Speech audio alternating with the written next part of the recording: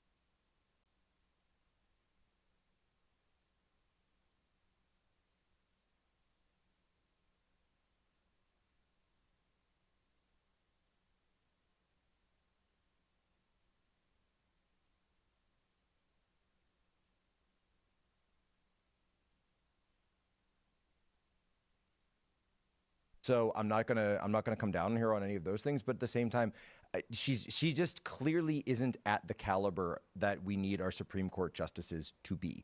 And Mike Davis was on the show earlier today on Human Events, and he said this is kind of like listening to your drunken whine aunt, go on rants on Facebook and have that be a Supreme Court opinion. Yeah, and there was a certain level of hysteria during arguments when we heard them before. I mean, everyone was saying, Ketanji Brown Jackson had that line about, well, the Oval Office would become the nest of corruption in America or whatever it was. There was always sort of a very clear partisan panic where the liberal justices felt like this was only able to be used in a way that was bad. And, we had the conservative justices saying these are decisions that will impact the long-term future of the country. I think in terms of the progressive or the leftist reaction to this, the only thing they would have settled for is if the Supreme Court came out and said, Donald Trump's the worst person on earth, and we will personally get the handcuffs and let you guys lock him up. I mean, I think they would have attacked the Supreme Court for any kind of compromise, and this obviously was sort of their worst case scenario. So what you're saying, if this was Joe Biden as president, they would have the opposite opinion. Absolutely. Of course, because it doesn't matter. It only matters that it's Trump. I think you're exactly right. I'd like to cite. So whom? So I need to cite Sotomayor here real quick so you can understand. Actually, you know what I want to do? The first thing I want to do is just show you Roberts. I believe it was Roberts who wrote the majority opinion, correct? Held. Yes. Under our constitutional structure of separated powers, the nature of presidential powers entitles a former president to absolute immunity from criminal prosecution for actions within his conclusive and preclusive constitutional authority. And he is entitled to at least presumptive immunity from prosecution for all his official acts. There is no immunity for unofficial acts. I'm then going to do a quick search for immune, and cite Sotomayor, who says, orders the Navy SEAL Team 6 to assassinate a political rival, immune. Organizes a military coup to hold onto power, immune. Takes a bribe in exchange for a pardon, immune. Immune, immune, immune. Very articulate. This mirrors her comments during oral argument. Right. The point I'm trying to bring up here is showing you that Sotomayor acts like a feminist blogger and not a highest justice in the land laying down a dissenting opinion. Well, who do you think her staff is, right? Like, they don't write the first drafts on their own. It's not like it's just the Supreme Court just saying, I'm going to shut myself in my library and type this out. No, their staff is hugely influential, and I'm sure that she has gone out of her way to encourage, to offer positions to progressive future lawyers of America. You look at each of these words, these are incendiary words meant to escalate tension and the FUD, right? Fear, uncertainty, and doubt. Right, we have hold on to power, a bribe, and these are hypotheticals, right? And the goal is that if you can have someone imagine a hypothetical, then it's as if it's real in their own mind. And if you stack up a bunch of them, then you have a terror overload, and then you can issue a call to action. This is effective leftist. Well, I mean, equation. Especially when you're dealing with people who can't understand conditional hypotheticals. So Precisely. If you're dealing with a person and you say to them, this was the joke we made in the beginning of the show, but we'll get serious with it. If you did not eat breakfast yesterday, how would you have felt? People with low IQs, and this is a meme, I don't know the degree to which it's true. The idea is that people with low IQs can't understand the concept. They'll respond with, but I did eat breakfast yesterday. I don't know, but what if you didn't? And they'd say, I don't know, but I did eat breakfast yesterday. Whereas average people would be like, if I didn't eat breakfast, I guess hungry? Some people might go, I usually don't eat breakfast anyway. I probably feel the same. All that matters is that you understand the concept of a what-if scenario. Now, you take someone who can't grasp that. But it's also a what-if scenario and then the application of that scenario to yourself. So the condition being not just like, what if astronauts in space encounter aliens and blah, blah, blah, because anyone can kind of do that. But it's also how would you actually, so a theory of mind, in this case, just of yourself. Not even a question, by the way, theory of mind of someone else. How do you think Tim Pool would have felt if Tim Pool hadn't had breakfast yesterday? That's completely... So what we get here is, for people who are not smart enough to understand this, orders Navy SEAL Team 6 to assassinate a political rival, immune. Organizes a military coup, immune. For people who can't understand conditional hypotheticals, they're thinking, he's going to do that. He's doing this. And that's what they're trying to... Well, and what's even crazier, though... And it works on MSNBC and CNN. Of course. Look at their anchors. That's what they're saying. They were saying, could you imagine? And I think it was that guy, Keith Gifford or Kyle Gifford, whoever. And he goes, could you imagine if the president set up I don't know, a sham investigation and a special counsel and had them start rounding up people Could you and imagine? investigating political rivals and their allies and putting them in jail. I'm like, Steve Bannon went to jail this morning. You marched him into the gulag. Peter Navarro is currently in jail. No one's You above the law. just No one's above the law. convicted No one's above the Donald law. Trump. No one's above the law. No one's above the law. No one's above the law. No one's above the law. No one's above the law. And There's again, tons of people above the law. So and this is where it comes down to: whose law, whose democracy? Well, that goes back to the Fisher case, Not too. yours. I mean, you had this situation where with Fisher, you had this law that was created to prevent accounting fraud being used against January 6 defendants. And, you know, that really shows like I disagree with the ruling in that. you disagree with that. I ruling? disagree with the ruling in the Fisher Why? case. Really? Because they should have struck down 1512c2 in entirety. Oh, instead of saying it doesn't apply Because here. because should have they just gotten rid of it. punted, because Roberts kind of punted on this and said, oh well, it doesn't apply in this case because it was completely overbroad, because it stated interesting. any procedure, any proceeding, government proceeding that is obstructed, this becomes now. And they came in and said, well, it really only applies in criminal rulings and Enron, and that's what it was written by, which was where it was basically drafted by Weissman, who ran the Enron case to begin with and the Arthur Anderson case, and then after that used the same obstruction charge. And Will Chamberlain wrote this whole piece for Human Events. I'm thinking Jack Smith, Will Smith. Yeah. Wrote this whole piece on Human Events. Talking about how Weissman was trying to apply 1512c2 to President Trump for his conduct in the Mueller probe. Now we know this was a joke, but it's very clear to me that Weissman and his ilk, these types of people, you can watch them on MSNBC, by the way. That's the brain trust. Don't watch CNN. Watch MSNBC because you'll know what they're doing. That's what Steve Bannon always taught me. Go watch MSNBC, and he just has it on 24/7 in the war room. And you will see what they're planning to do, because they kind of there's only like 3 or 4 people with brain cells on the left, and they're all on MSNBC, and it's Weissman and Elias and these guys, and Norm Eisen is another one of them. And I'm not saying they're good people, right? They're incredibly malicious. They're abjectly malicious, but they will tell you what they're about to do. And so their idea was to construct a law that we could essentially find anyone guilty of for anything at any time. That was 1512c2, and it should have been struck down. And by the way, there's a bunch of legal reporting and legal scholarship that backs this up, saying, yeah, this is ridiculous. Even when it was passed, they said this is completely overbroad, and statutes have been struck down on constitutional grounds over overbroadness and vagueness in the past. Let's jump to the story from Newsweek. Speaking of people who can't understand conditional hypotheticals, Supreme Court impeachment plan released by Alexandria Ocasio-Cortez. Rep. AOC announced plans to introduce articles of impeachment against U.S. Supreme Court justices on Monday, after the court ruled that presidents have immunity for official actions.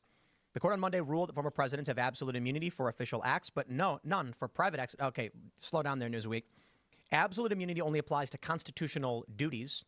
Official acts have the presumption of immunity, meaning there's overlap, they may not in some circumstances, and unofficial acts enjoy no immunity. Now, Ocasio-Cortez, a Democrat from New York, wrote early Monday afternoon that she would introduce articles of impeachment against the court in a post on X. The Supreme Court has become consumed by a corruption crisis beyond its control. Today's ruling represents an assault on American democracy. It is up to Congress to defend our nation from this authoritarian capture.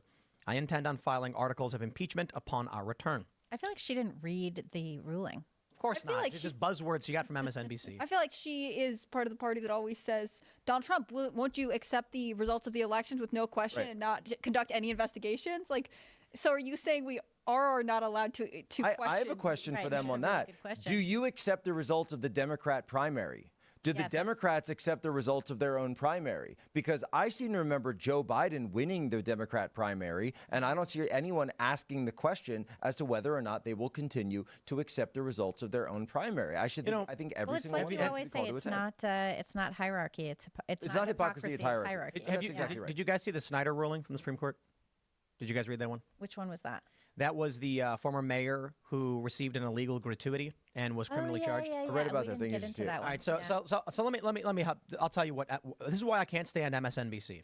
Okay, so I get a message from a family member, and they're like, "Did you see this? The Supreme Court legalized bribery," and I was like, "Okay." Where So this is going already. I'm immediately thinking, Okay, well, it's probably not true, but Based. but let's hear. Come on, we all know that Tim Pool's bribing the people of Martinsburg to get his skate parks and steal from the good skaters. That is not confirmed. So anyway, I'm having this conversation where it's like, yeah, this guy basically gives a contract to a truck company, and then a couple years later he needs money, so he goes and they pay him off, and then he gets charged for it because it's basically a kickback. But the Supreme Court said it was a gratuity; he got a tip, so it's allowed. And so I end up pulling up the Supreme Court ruling, and of course it says literally the opposite. Well, then this weekend I was hanging out at Charlestown Races playing some poker, and I mean, no disrespect to these people, my family member or this next guy. Here it comes, folks. He's going to admit it. Which one? Tim's going to admit everything. He's going to spill the beans. Oh, Keep right. going, Well, Tim. Please So continue. there's a guy sitting next to me, and as he wins a poker hand, he says, I'm going to need this money the next time I get pulled over because the Supreme Court just legalized bribery. And I'm like, did MSNBC put this narrative out by taking... Here's the real story. Gratuities are illegal if the intention is set before an official act to influence the official act. Bribery is illegal if something of value is given before an official act.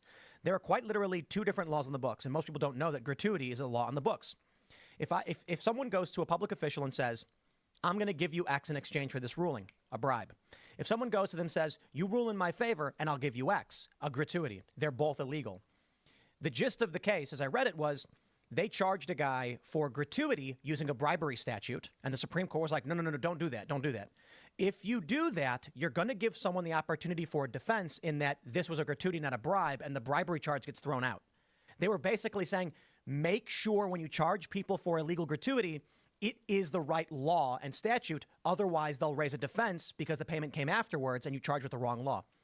That gets turned into the Supreme Court legalizes bribery because MSNBC and the likes of these liberal outlets are trying to trick you into thinking the court is bad or evil or wrong. And that's what AOC is using as a predicate for, we have to impeach them, they're all corrupt. And this is what I always say when people get into arguments or like Twitter back and forths or Facebook arguments, Facebook debates with people is at some point you have to realize that you're just arguing with whatever the last thing they heard on TV was. Or in Sotomayor's case, whatever the last thing she heard on like a feminist podcast was. Right. That's who you're arguing with. You're not arguing with someone who's actually taking the time, like Tim just did, to open up the case and read it out or even get like basic bullet points to figure this out. Because, and here's the dirty little secret is that you have people walking around every day and voting with this fried mental model who have been propagandized through chronic propaganda and occasionally acute propaganda their entire lives. One of the reasons why it sticks, and it's so, because if you question them, it's like you're attacking them personally. It's their personal identity. If you, like, really? If you just question just a little bit, offer a couple of facts.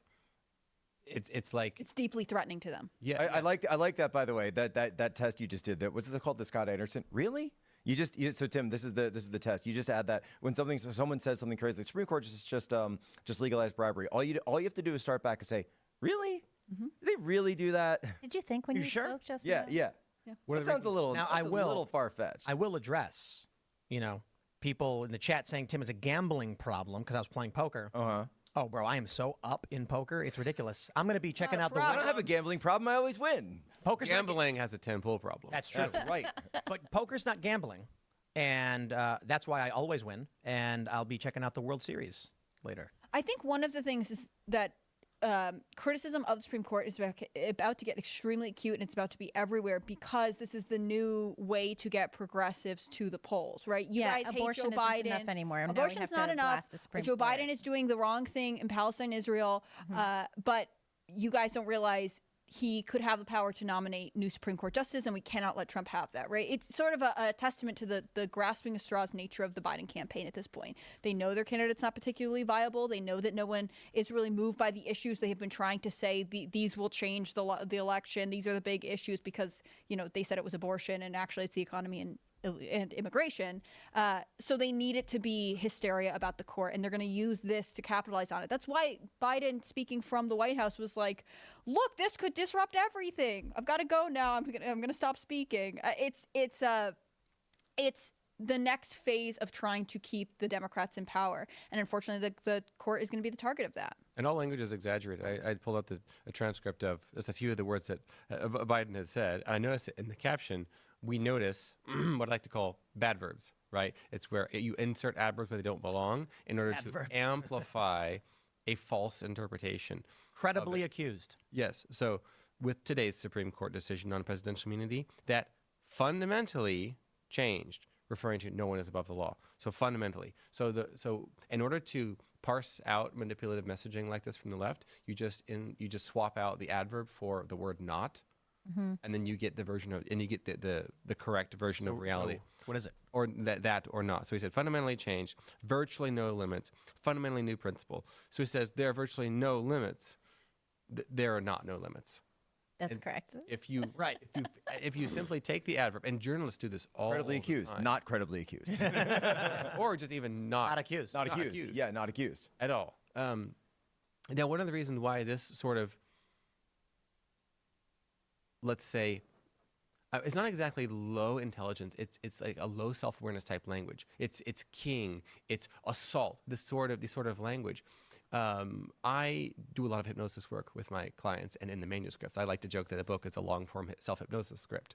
And one of the things that you learn in hypnosis is that the subconscious mind that we all have operates, that's where our beliefs, our identity, our values all live, ages up to about 5 years old and stops. If you have ever had a conversation with a 5-year-old, I have many, they are tactile little creatures, multisensory. How do things look, taste, feel? It's vivid language. And so when we are scrolling, when we're consuming, we put ourselves into a trance-like state. We effectively become like 5-year-olds. And so the most effective persuaders are speaking to 5-year-olds. Like, become like a king. A 5-year-old can understand that. It's an assault. 5-year-old can understand that. It's an attack, even if none of that stuff is true. Whereas, look at John Roberts' opinion, a 5-year-old can't understand that whatsoever. Right. So what's happening? That's a mistake.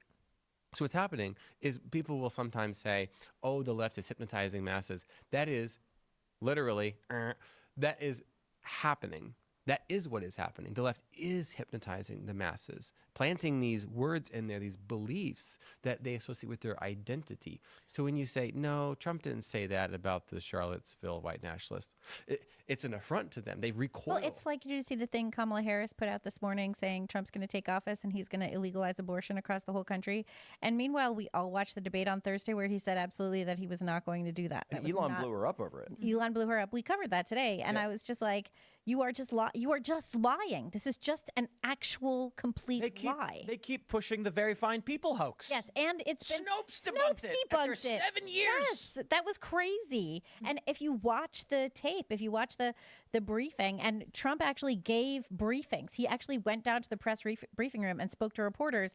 And Biden can't even take questions at all ever. But his you know? campaign has tripled down on And Trump Trump spent was the whole very time clear, lying. right? And Trump was very clear. He always told you exactly what he was thinking. He would joke around with the press. I mean, he's still doing it.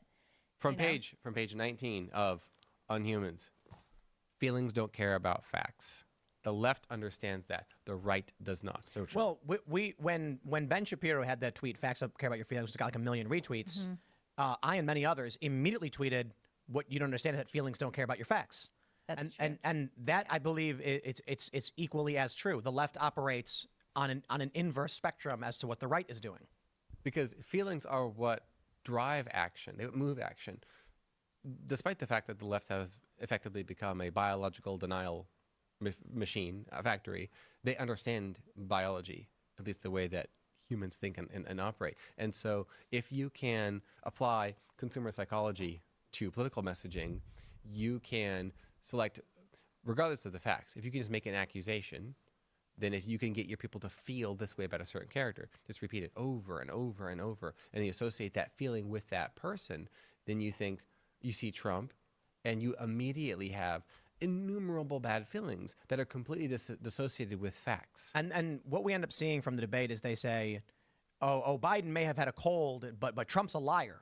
And it's just like, look, dude, right? It's not an equivocation. But we all expect them to say what the lie is, because if I'm talking to, Libby or Joshua or Jack or Hannah Claire or Serge, and they say Biden was lying the whole time, I'd say, oh, what did he lie about? And he'd be like, he was talking about the very fine people hoax that Trump never did Bleach that. thing, And I'd go, very fine I'd people, say, the soldiers killed. oh wow, yeah, that was a lie. liar. You're the sucker. And what the left does is they say he was lying about everything. And if you ask, they'll be like, why are you defending Trump?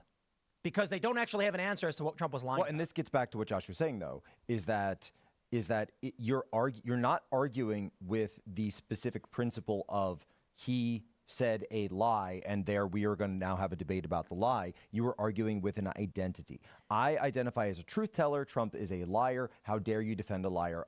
One who's also, by the way, a convicted felon, someone who's been held liable for rape, and an insurrectionist and everything else. But at this point, I said this about the Krasensteins because I think it was Brian. And for those that don't know who they are, they're liberal personalities on X. He posted this. Those lovable scamps. Yeah, he posted this thing where it's like Biden, like old and has cold or whatever, and it's like Trump, 94 convictions, blah blah. And I'm just like, dude, no one actually believes that you think these things. Like, we're at the point where if you are actively watching the news, there is no reality by which you are going, oh yeah, well, Joe Biden was great. Like, even Biden supporters are in panic mode saying he's got to go. So this is the big threat that the debate night posed. And yes, the initial question was Biden is clearly unfit for office. Biden perhaps is unfit for office currently. Jill Biden is currently in charge. And Tim, you remember, I came on here years ago talking about how Jill was running the White House and how Kamala hated her, and they kept giving Kamala these failed jobs, and Jill was going to the G7.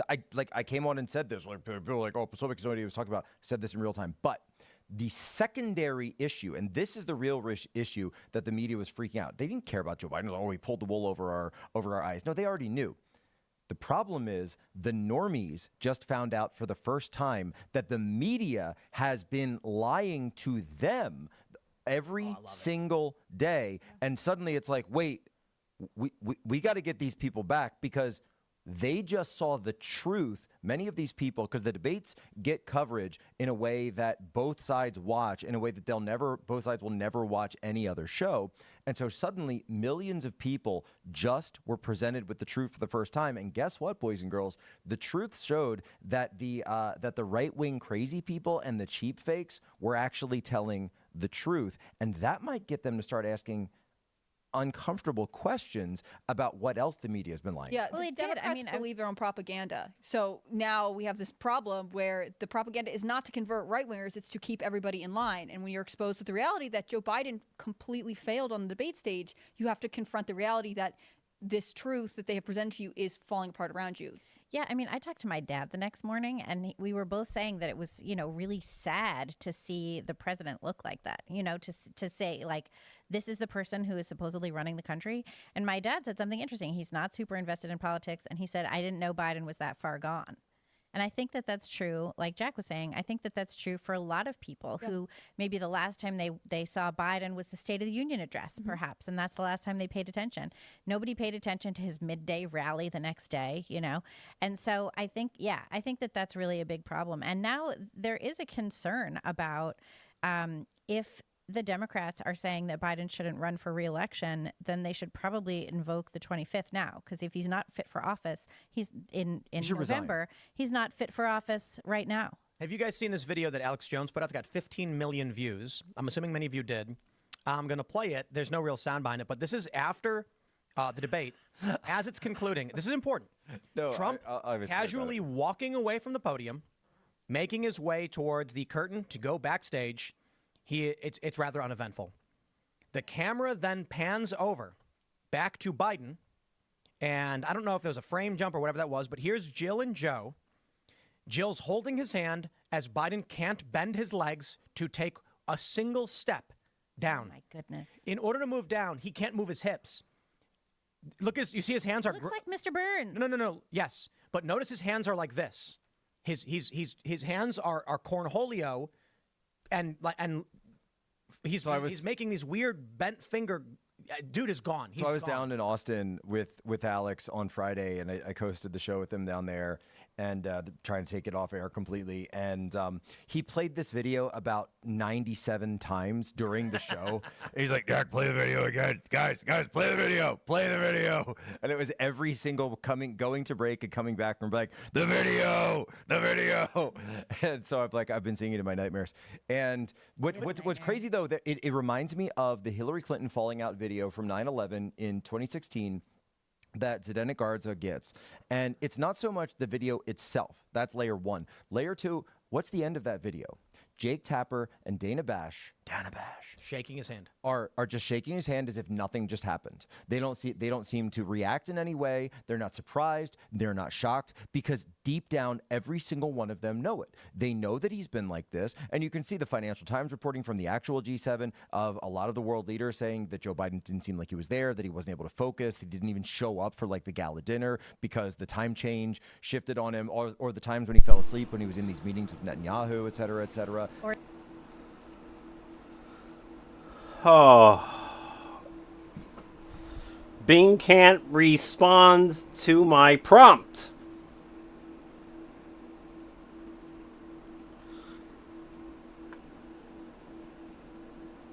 Just fucking kill noobs for a moment. Oh my god. Alright guys, here's the paper. It's not even...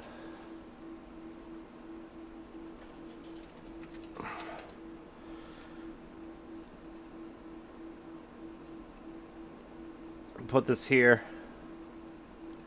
I can't get a single chatbot AI to help revise the paper, so I have to actually write this word for word myself. So it's going to take longer than I would like it to. Okay.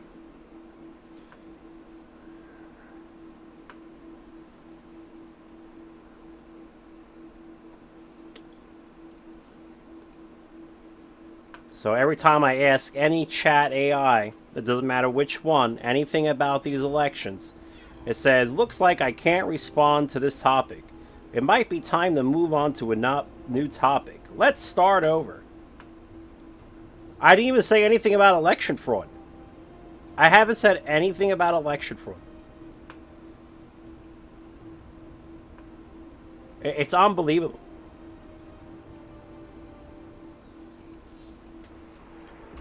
They muzzled all of the AIs from talking about elections.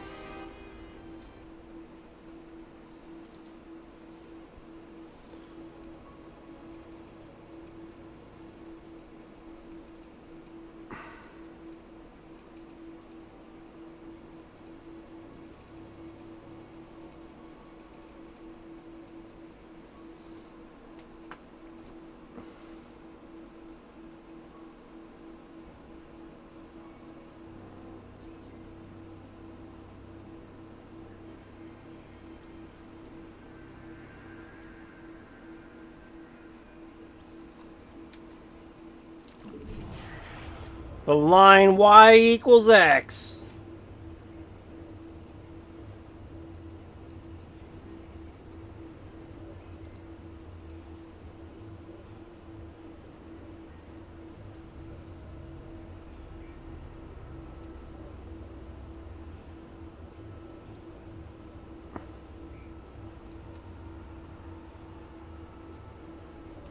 The line y equals x.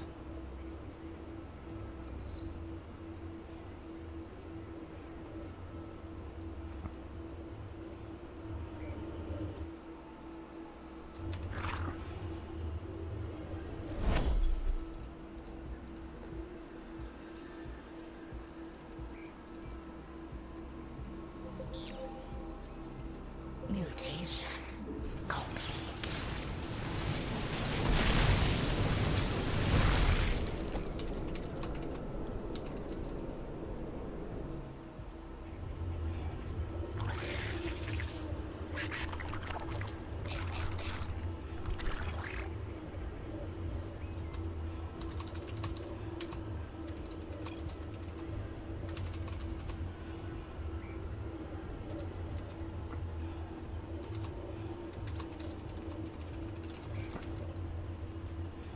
Mutation complete.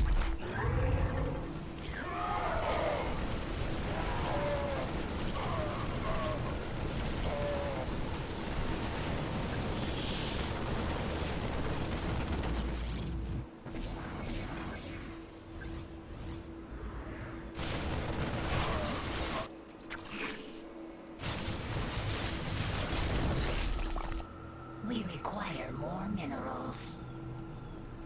We require more minerals. We require more.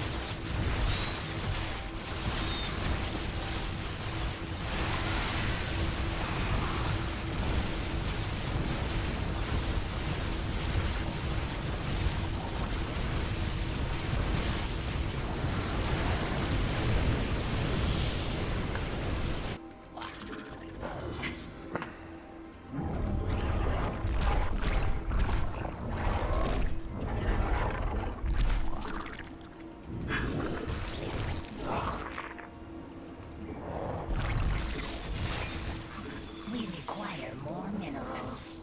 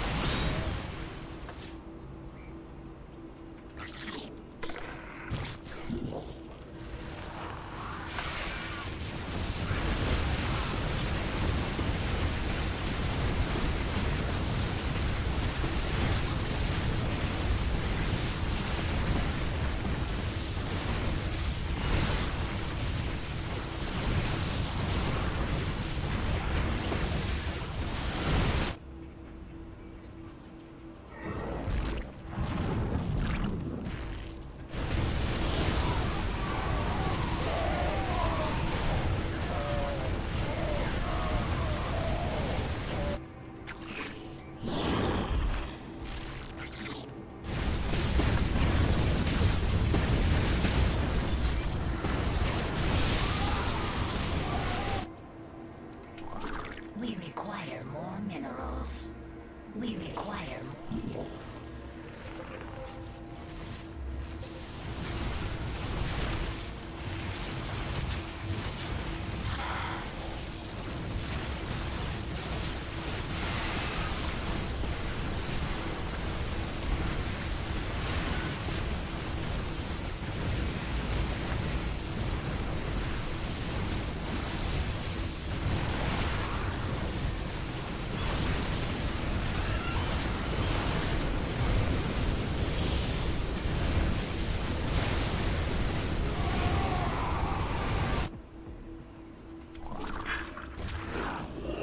We require more minerals.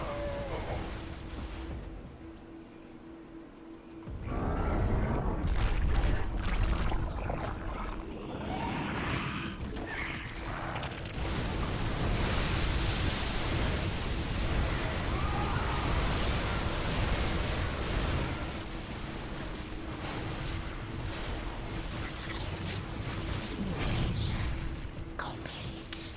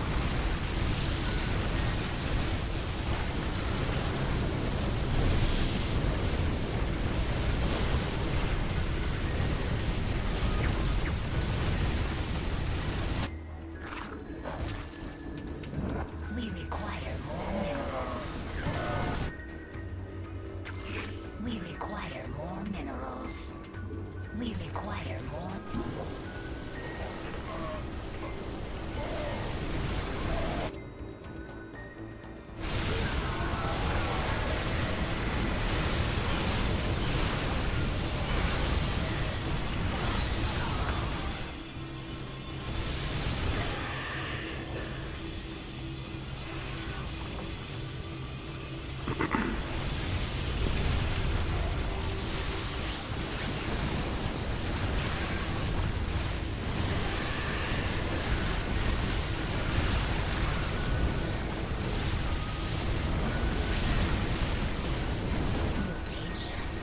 complete.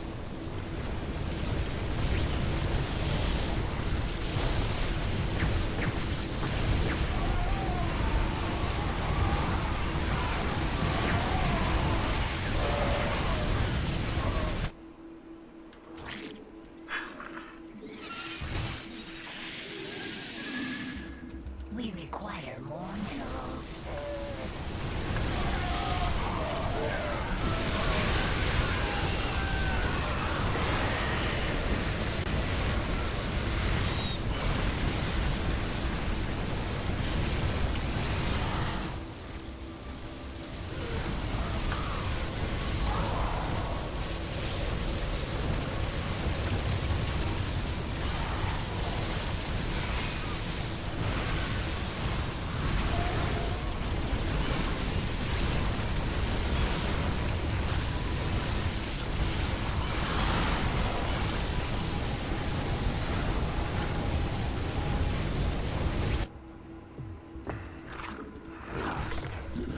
We require more minerals.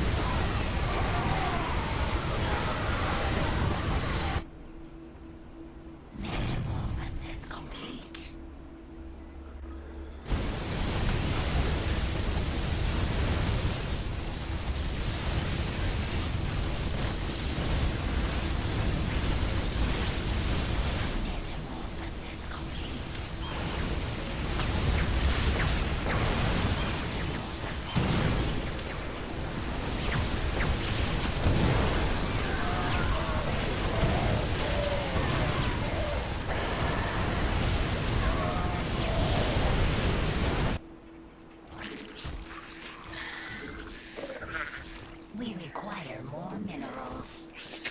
We require more minerals. We require more minerals.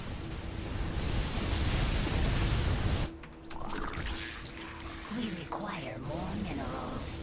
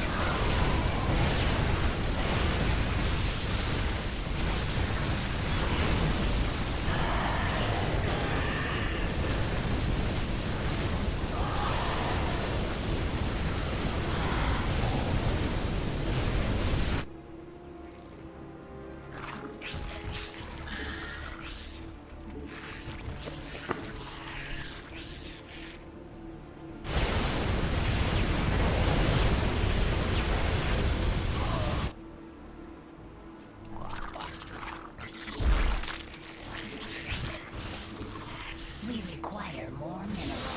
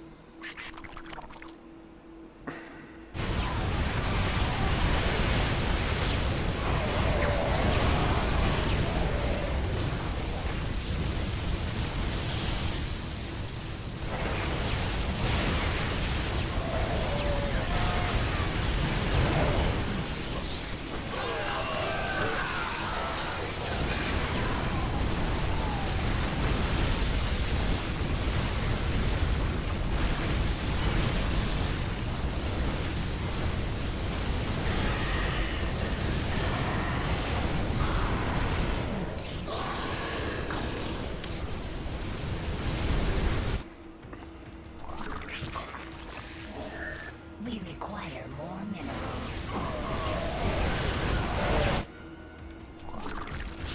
We require more minerals. We require more minerals.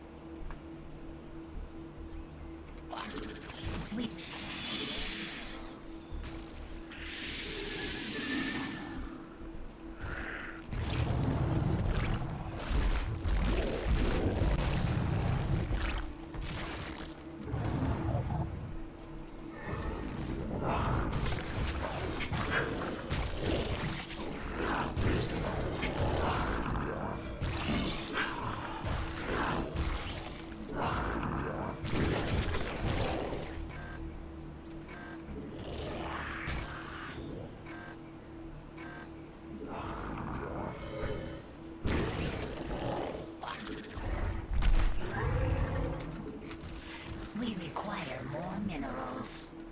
We require more minerals.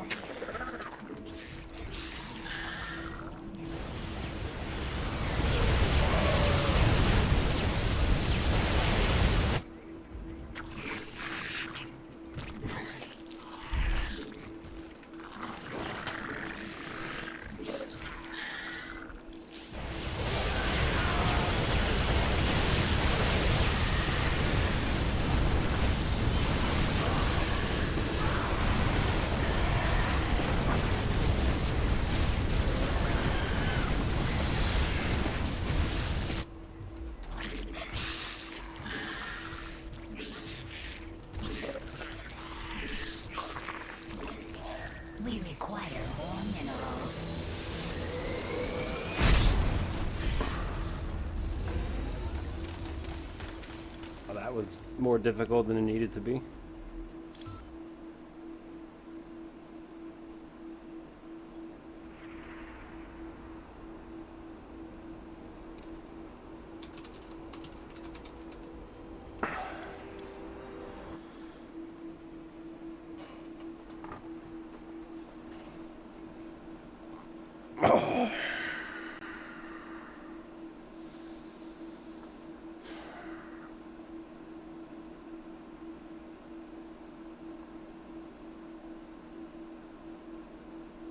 It's a great question, Yanira. I have no idea. Alright, so like I'm totally sure of what we're writing here. So I like the little revision from ChatGDP.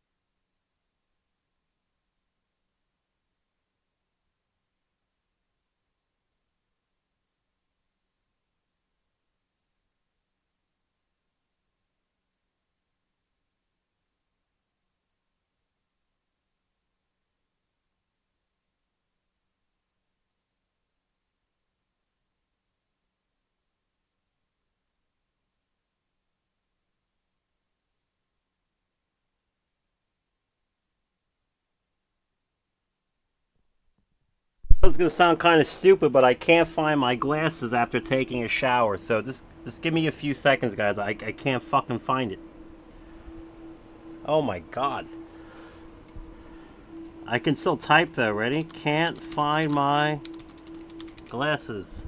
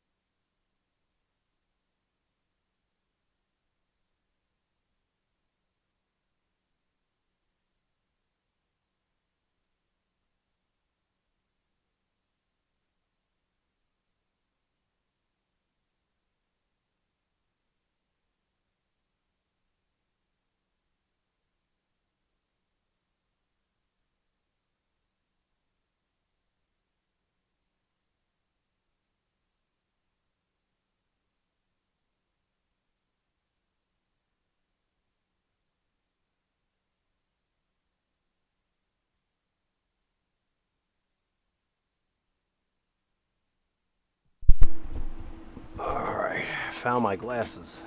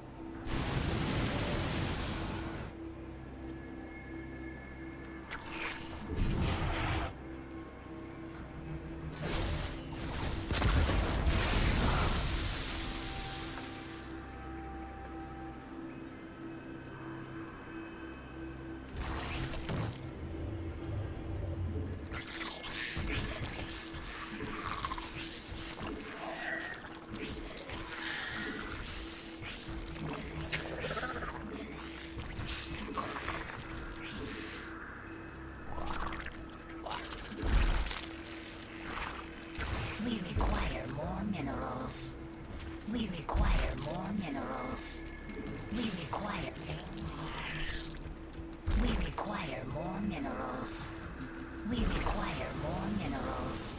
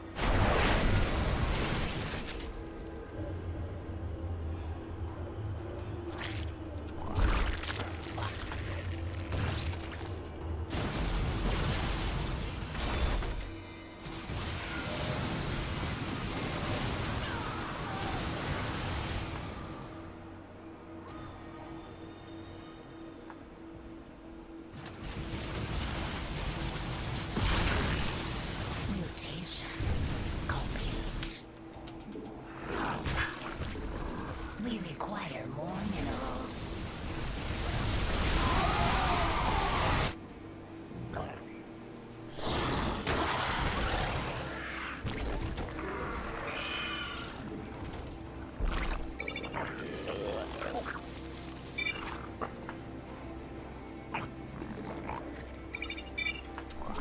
We require more minerals.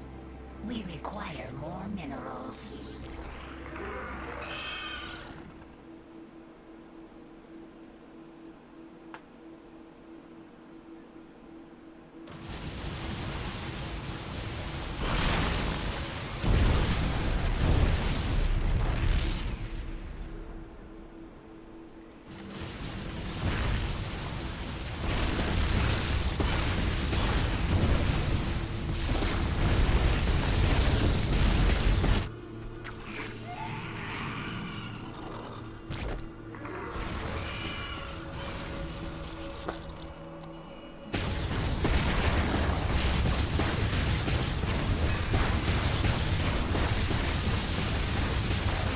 Not enough energy.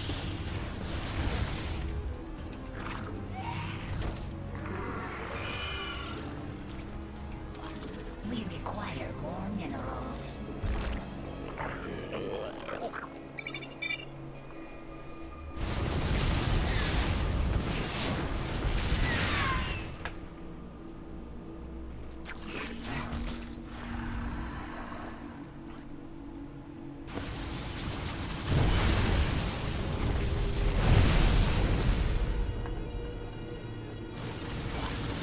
Metamorphosis complete. Mutation complete.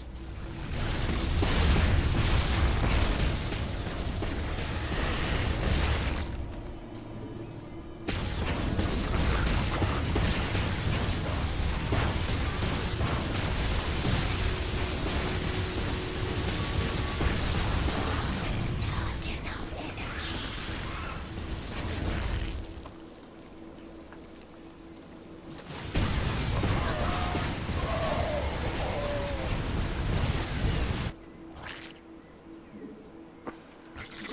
We require more minerals.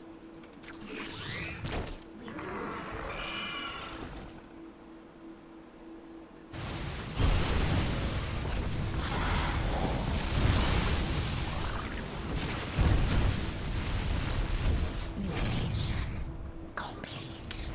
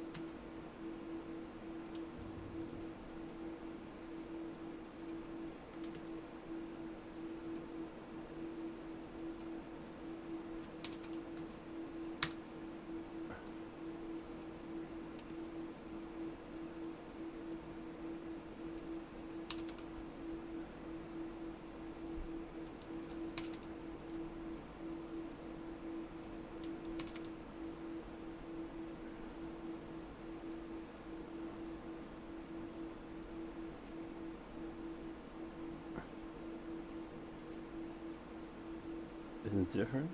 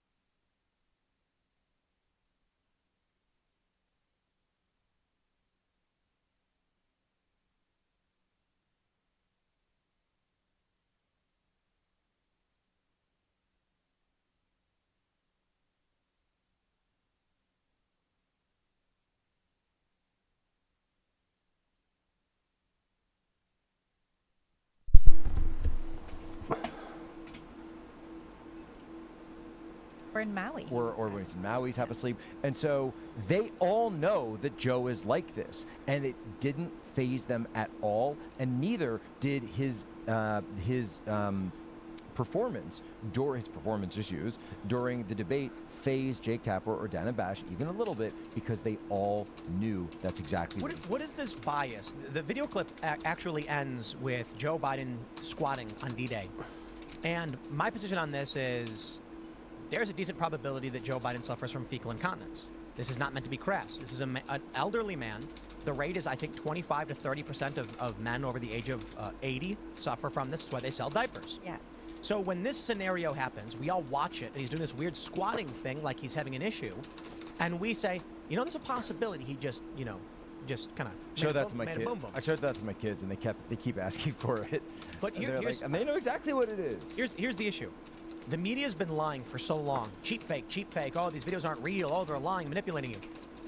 I hope now regular people having watched that debate can understand why we as reasonable people entertain the probability that Joe Biden made a boom boom on stage during D-Day, at the ceremony. Not that we know he did, but that the probability exists, and we are concerned about that. Well, there was, even during the 2020 election, there was a moment when he was, Lady Gaga was campaigning with Joe Biden, and she was wearing like 1,000,000-inch heels, really tall. And she was walking around with him, and he was having trouble walking, and she was like, "Oh, no, you got it. It's okay, you got it." And he was stumbling along as she's gracefully gliding along In like her skyscraper heels. right. Skyscraper heels. I mean, this is the same thing when he. And I remember seeing that, and I was like, that's kind of disturbing. Like, she looks like she's leading her elderly grandpa along at the home. But this is what we would expect. Yeah. This is exactly what we would expect in a situation where every institution in the country, except for one, by the way, there's one institution that does actually have a little bit of fairness left, and we've all talked about it a number of times right now. What is it, Libby? Which was that? The one institution that is not completely controlled by the left right now. Well, it's the Supreme The Court. Supreme Court, That's exactly. the only one, yeah. And that is why they've targeted the Supreme Court so much. And so you will hear them claim that they are oppressed. You will hear them claim that they are the underdog, that they are the downtrodden masses of the world, when in fact they are the ones trying to import millions and millions of masses from around the world. They are the ones who There was control just all another these amnesty. organizations. 300,000 Haitians just got an extension of their temporary amnesty. I was in Did this ar- I was in anybody this catch argument with this? libertarians This is about when Biden That gave was his a great speech at debate. 7:45. He accidentally read the teleprompter again. I don't know if any of us caught that. So let's Sotomayor's dissent today. try it again. I concur with Justice Sotomayor's dissent today. Here's what she said. She said, in every use of official power, the president is now a king above the law. With fear for our democracy, I dissent. End of quote. I remember. I think that's. I think There was that's. a I think verse that's- where he read like wait. pause. Remember that? Wait, listen to the way. Can you play it again though? Because there's another part that I caught. The way he says the word official acts. Listen. Relax. Here's what she Yeah, said. She said, you caught it too. every use of official power A visual is now power. king above the law. Visual power. With fear for our democracy, I dissent. End of quote. So they're trying to. This is what they did with Libby. This is what they always used to do with Ruth Bader Ginsburg, the notorious RBG. So she became famous for her dissenting opinions, these blistering opinions. I dissent, and then eventually, they take control of the court and they're able to get all these things passed. But they're trying to turn Sotomayor into the new Ruth Bader G. And the problem is, of course, is that as amoral and horrific, I think a lot of her decisions were, that Ruth Bader Ginsburg's like several standard deviations more horsepower between the ears than Sotomayor. Which, by the way, another piece of that is that Sotomayor is not. She's near the older end of the court, and there is a real chance that the next president, whoever that may be, could make their replacement. Also, by the way, Clarence Thomas is currently the oldest member of the court, but He's also the best. I'm telling you, the Republic is currently predicated on Clarence Thomas's health care. Whatever we need to give that guy, I want to make sure his RV I'm talking armor RV better be plating, stacked missile launchers. Healthcare. Did Biden get a safe. tan? Is he trying to look more like Well, he's Trump? been hanging out at Camp David, Right, but I mean, I thought he had He's a been cold wandering. or Maybe he fell something asleep outside. Right, maybe it's that. Yeah. Well, this is the thing. Like, that's what I was talking about before. The Supreme Court is going to be the new rallying point for at least the next couple weeks. It might shift again, but I think this will be the new thing that they try to get progressive voters to the polls. We know you don't like Biden. We know he did terribly. We know you're upset with his foreign policy. But the fate of the Supreme Court lies in the hands of the next United States president. It cannot be Donald Trump. Because of the fear of losing any kind of liberal presence on the court or any kind of progressive moves, especially with any pending abortion cases.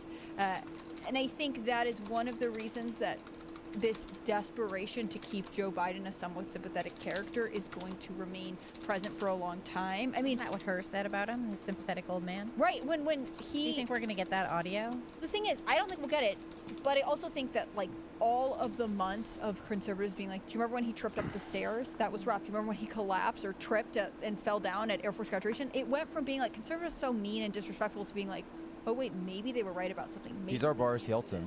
He is our Boris Yeltsin. So Boris Yeltsin was sort of the post-Soviet Clinton-appointed, basically Clinton-packed president of Russia, who wasn't really a president at all, and he gets in there, and people see his antics on television, public drunkenness, and he allowed Western powers and the first oligarch class in Russia to just completely run roughshod, signing over, peace. It was almost as bad as the early days of the Bolshevik regime in some senses, because they would take something like the vast oil and gas resources of Siberia and sign it over to a guy for like $1 million, like completely insane, for the cost of a Tim Pool skate park. And you've got all of Siberian oil and gas. I don't know if people know what the cost of a Tim Pool skate park is. Well, I think it's about $1 million, right? About $1 million. Yes, about $1 million.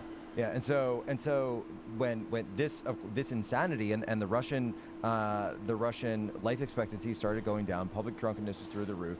All of that sowed the conditions that led to the rise of Putin, who came in and said, no, we're not going to be doing this anymore. And people know that he did not decide to turn down the route of freedom and democracy and institute a constitution. No, it was going to be this direct top-down power model, probably more likened to the Romanovs and the dynasty before him. That and the oligarchs were all given the choice. They were given the choice of, are you going to agree with the new power structure, or will you be thrown in jail? And if you didn't go along with it, you were thrown in jail. And this is so I guess I point this out to say that after a leader like this, a system can be ripe for massive political change. And I think that's what the left is, in a sense, because they are so, and Joshua, I used this line earlier on my show when we were pre-taping. You said, we talk about follow the money, and you say the left follows the power. Mm-hmm. They are so attuned to power. They sense a power shift is in the wind. And Joshua, I wonder if you could talk about that a little bit, because they have this natural attunement to power, whereas the right would rather be addicted to rules. As someone in the chat was just saying, the right is totally addicted to rules, but doesn't seem to be able to understand which way the winds of power are blowing.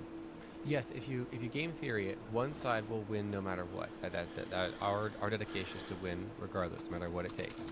And the other side says, I just want to be left alone.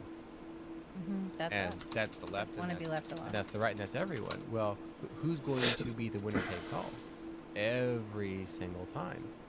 And so it's an asymmetric interest, drive, urge for power over others. And I would posit that we can consult hypnosis for one of the explanations for this. When people project outwards their desires, what they want to see, what they want more of, it's usually due to a massive hole in the soul, so to speak, what it is that they don't have. So when someone has a drive for power, it is usually because they have no power over their own lives, their own social circle, their own family. How did you get into hypnosis? I want to jump to this. We had a big story. Big breaking news that came up just earlier in the hour. Trump is moving to overturn Manhattan's Let's conviction, go. citing immunity decision. Former President Donald J. Trump took the action hours after U.S. Supreme Court ruling granted him immunity for official acts committed in office. Now, right off the bat, I think the Democrats may have made a mistake by arguing that Trump was doing this to cover up something related to the election. Yep. Because they have turned it into Yep. a political maneuver instead of business fraud or whatever they may have actually have claimed it was And when was the last check cut? as he was president. As he Right. was president. Right. And they argued it was over the election, Yep. which turns it into a political action, which Trump will likely argue was campaign related to his efforts to be president. An or something. official act of an official candidate for the presidency, which, by the way, is what they claimed was at least one of the 3 potential predicate crimes of the underlying predicate crimes, which should then turn it into a felony. Now, the question is, will the appeals court bring this up? I don't know. However, what it might do is throw sand into the gears of the sentencing, because he is currently sentenced or scheduled to be sentenced on July 11th.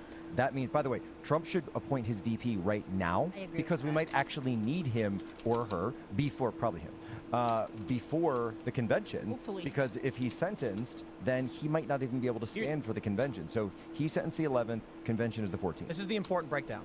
I do not believe, and I think it's reasonable to say, that the criminal conviction in New York is largely not an official act as president. However, because Trump was president when part of this happened, the New York Times reports, his lawyers are likely to argue that prosecutors built their case partly on evidence from his time in the White House. And under the Supreme Court's new ruling, prosecutors not only may not charge a president for any official acts, but also cannot cite evidence involving official acts to bolster other accusations. Wow. Trump may Fruit of the poison tree. absolutely. Right. He's going to argue this absolutely needs to be thrown out, at the very least retried, excluding evidence from any of his official acts as president, which they cited heavily in this case. They were arguing he was influencing the election. He stole it. yeah. While he was president, the work he was doing with his lawyers now are going to completely fall under official acts, and that guts a large portion of their case. I think Trump wins this. I mean, I don't know that he does. I'm saying, hearing that right now, I think it's fair to say, based on the Supreme Court's decision, that he would need a retrial at the very least. You might need to retry.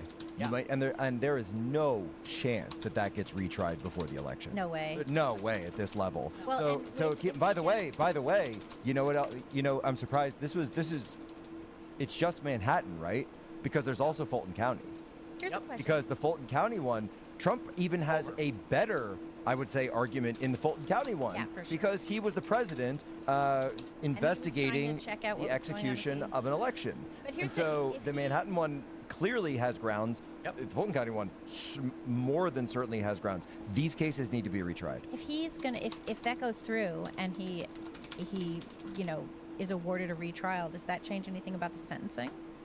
Or does it mean he's sentenced and then they would? He may get an perhaps- So he would need to file an emergency injunction Uh-huh. regarding the sentencing while this broader appeal based on the Supreme Court ruling goes forward. This is, Yeah. by the way, Steve Bannon, for example. So Bannon's people get confused because there's multiple appeal tracks. So his emergency injunction was denied by the Supreme Court. However, his overall appeal, which is based on executive privilege, the same, by the way, I would tell you, executive privilege that Merrick Garland is currently using to refuse subpoenas, that Merrick Garland is currently using to hold up the Robert Hur tapes. Although there's actually some interesting reporting out there that Merrick Garland is not the one holding up the Hur tapes, that it's actually the White House.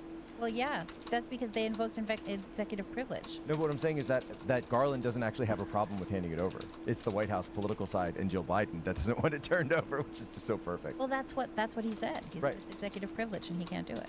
Right, but I'm saying that Garland Right, personally sure, wouldn't have yeah, a problem with it. yeah. And so the issue then being, of course, that it shows more of Joe Biden looking like Joe Biden. So point being, though, is that Bannon claimed executive privilege and has produced a letter from President Trump invoking executive privilege. Why? Because the January 6th committee wanted to ask Steve Bannon about his conversations with Donald Trump on January 5th and I believe in the morning of January 6th. So here's the question. Donald Trump was the president of the United States on January 6th, which he brought up at the debate, by the way. And so if he was the president, he can invoke executive privilege over his own conversations. And so for him to do so, and then them go to Steve Bannon, who, yes, of course, he was not an employee of the executive branch at the time, but that doesn't matter because the privilege is not Bannon's, the privilege is the president's. Yep. And so this creates a constitutional issue based on separation of powers because the January 6th committee, illegitimate, was still a legislative function, not the executive function. That's a case. He's got a Supreme Court case. So the problem is, Yeah, since well, that's on he should- emergency track, it's probably not going to come up. They while should it's have said being no prison for Ben until this is answered. Obviously. It was pathetic that they punted it and said, The problem that he ran into is that Navarro tried that while Navarro was currently in, and so even though Bannon won his first appeal to stay out, when the decision had already been made for Navarro, it became harder for the judge to stand by that because there was already precedent then. And Navarro gets out at the end of the month, right? Navarro gets out during the RNC, and from what I'm told by sources close to Peter Navarro, is that he may already have a plane ticket to Milwaukee. Oh, nice. we're going to be there. We got a live show on the 18th. Your tickets at timcast.com because I don't know how many are left. I was joking I want Navarro to come right onto the War Room set with his orange jumpsuit on, and then like tear it off Hulk Hogan They're gonna let him style. keep it, are Be they? when wearing he like gets there. a. Get another. I'll get him another one. Doesn't matter. Doesn't matter. Doesn't matter. We'll do it live. And it's just, and then they should let him walk on the main stage of the RNC and just do it there. That we have political prisoners in this country, and we can sit up here and give these flowery speeches. But Navarro is a political prisoner. He just got out. Steve Bannon, current political prisoner. Jay Sixers, political prisoners.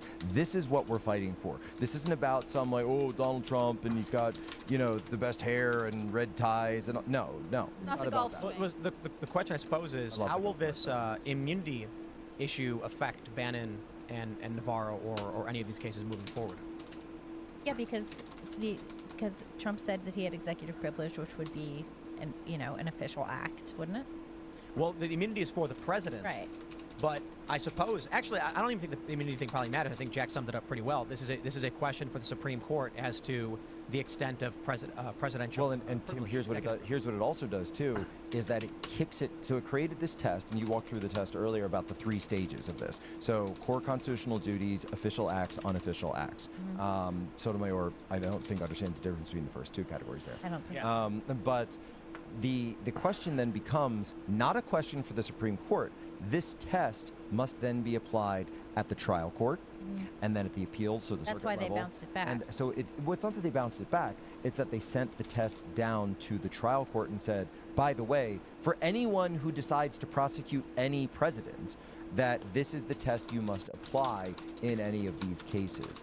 And so that is going to sends the whole, in the military would say, it sends the whole thing to the right now, because now you've got to restart the entire process at the trial court. Now, Tanya Chutkan, I mean, she's super biased. I can't imagine she would argue that the J6 speech was an official act, but she's going to have a huge problem on her hands trying to explain whether or not she believes that Trump communicating with his own Department of Justice officials is not a core constitutional act, and for which he has absolute immunity. Because Jeffrey Clark was an acting Attorney General level, or I believe acting Assistant Attorney General level. That is part of the executive branch. That is a direct constitutional agency of the president. There's no question that the president should have absolute immunity for those conversations. Or, by the way, conversations about removing Bill Barr. Because guess what? When you're the president, you get to do it. Yeah, you do. And you know who else does? Nobody. That's wild. It's a wild situation. It's a mic drop for. Well, it's like the plenary power of the pardon. So plenary pardon power is interesting because it's completely absolute. So no one has a check over presidential pardon. That, by the way, includes the president himself. So if the president signs a pardon and then is like, you know what, actually I take it back. Yeah, actually I take it back. He was going to give me money. He didn't give me a check. You were talking about the gratuity thing earlier. So if the president signs a pardon, I give Tim Pool a pardon. I say, but Tim, you're $1 million for the next campaign, right? Just give me 1 skate park for the next campaign. And this is going to be a recurring bit, folks.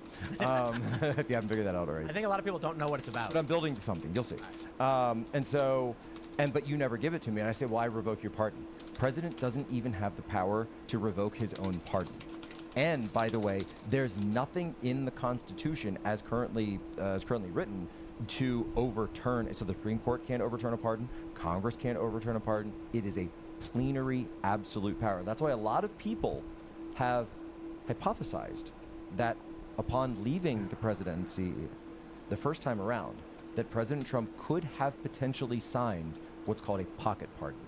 And that means a pardon for himself on everything that he did while he was president. And if he did so, then anything at the federal court would be completely thrown out because Wouldn't he have had to had the ability. Sam sign it and file it, or what? Maybe he could have. I mean, it's again, it's one of those things. Could have, but nobody knows about it. Well, But there's like list a of tight executive- circle, like a tight circle. But note. but whenever these things are filed, there's a list of them. You can look up the list of executive Yeah, actions. it's public record, right? Yeah, so he would have had to have filed it. Otherwise, if he did it now, they just argue. Even if he did it then, but then hid it, they just be like, "You did that now. It doesn't count." And you can produce it. But think about it though, because it would create a constitutional question of what process. But that again, secret what will in an Agatha process? Christie novel. What process is over the constitutional power of the pardon?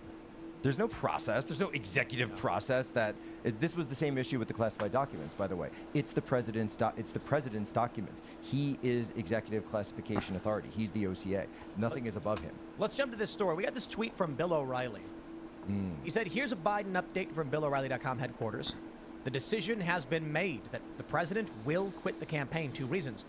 Democrat internal polling says he cannot recover from the debate, and fundraising is drying up. So it's over for Joe, but the White House doesn't yet know how or when to make the announcement to stay close." I don't know how I feel about this. I think I need more confirmation than just BillO'Reilly.com. We do have this tweet from Tucker, which I trust a bit more. No disrespect to Bill O'Reilly. But he says, from an unusually good source, Obama's tweet supporting Joe Biden was disingenuous. In private, Obama is telling people Biden can't win, and he is therefore in favor of an open convention. Obama will not say whom he supports, nor as of yesterday afternoon had he met personally with Biden to deliver the message. Relations between the Obamas and the Bidens have never been warm.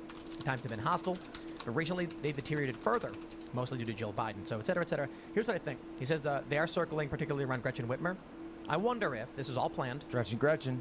It's all planned. awful. The reason why we've had the issue with Ohio and Biden being on the ballot, the reason why the convention was after the due date was because they needed time to allow Biden to sink so they could justify an open convention, but that put them at odds with Ohio. Do you think this is why they scheduled the early debate and did away with the Presidential Commission on Debate? Yes. A lot of people were saying it was an audition. So that was something that I hadn't given, and I'll just say that I hadn't know about given that much credence to beforehand. But then, as about halfway through the debate, I said, no, okay, this was right. I don't think it was an audition because Nick Kristof had that pre-write article on the New York Times saying after watching that debate performance, Biden should drop out. And he wrote it before the debate. Well, what we do know is the title, Joe Biden should drop out, was made on the 25th, 2 days before the debate. So we don't know exactly what his argument was because he could have altered the text after the fact. Sure. Maybe the first article didn't mention the debate. Maybe it was saying this debate's going to go miserably, he should drop out now, and they held it until after the debate just in case. Either way, he pre-wrote Joe Biden should drop out before the debate happened, published it after the debate, citing the debate. I think back in November, I was saying Biden will not be the nominee. I was like, I am almost like dead sure they're not going to have him be the nominee. I still don't know for sure, but it's looking like that's the case. We didn't know exactly how they'd get him out. By March, everyone was saying it was too late. Now it's looking like it's going to be an open convention.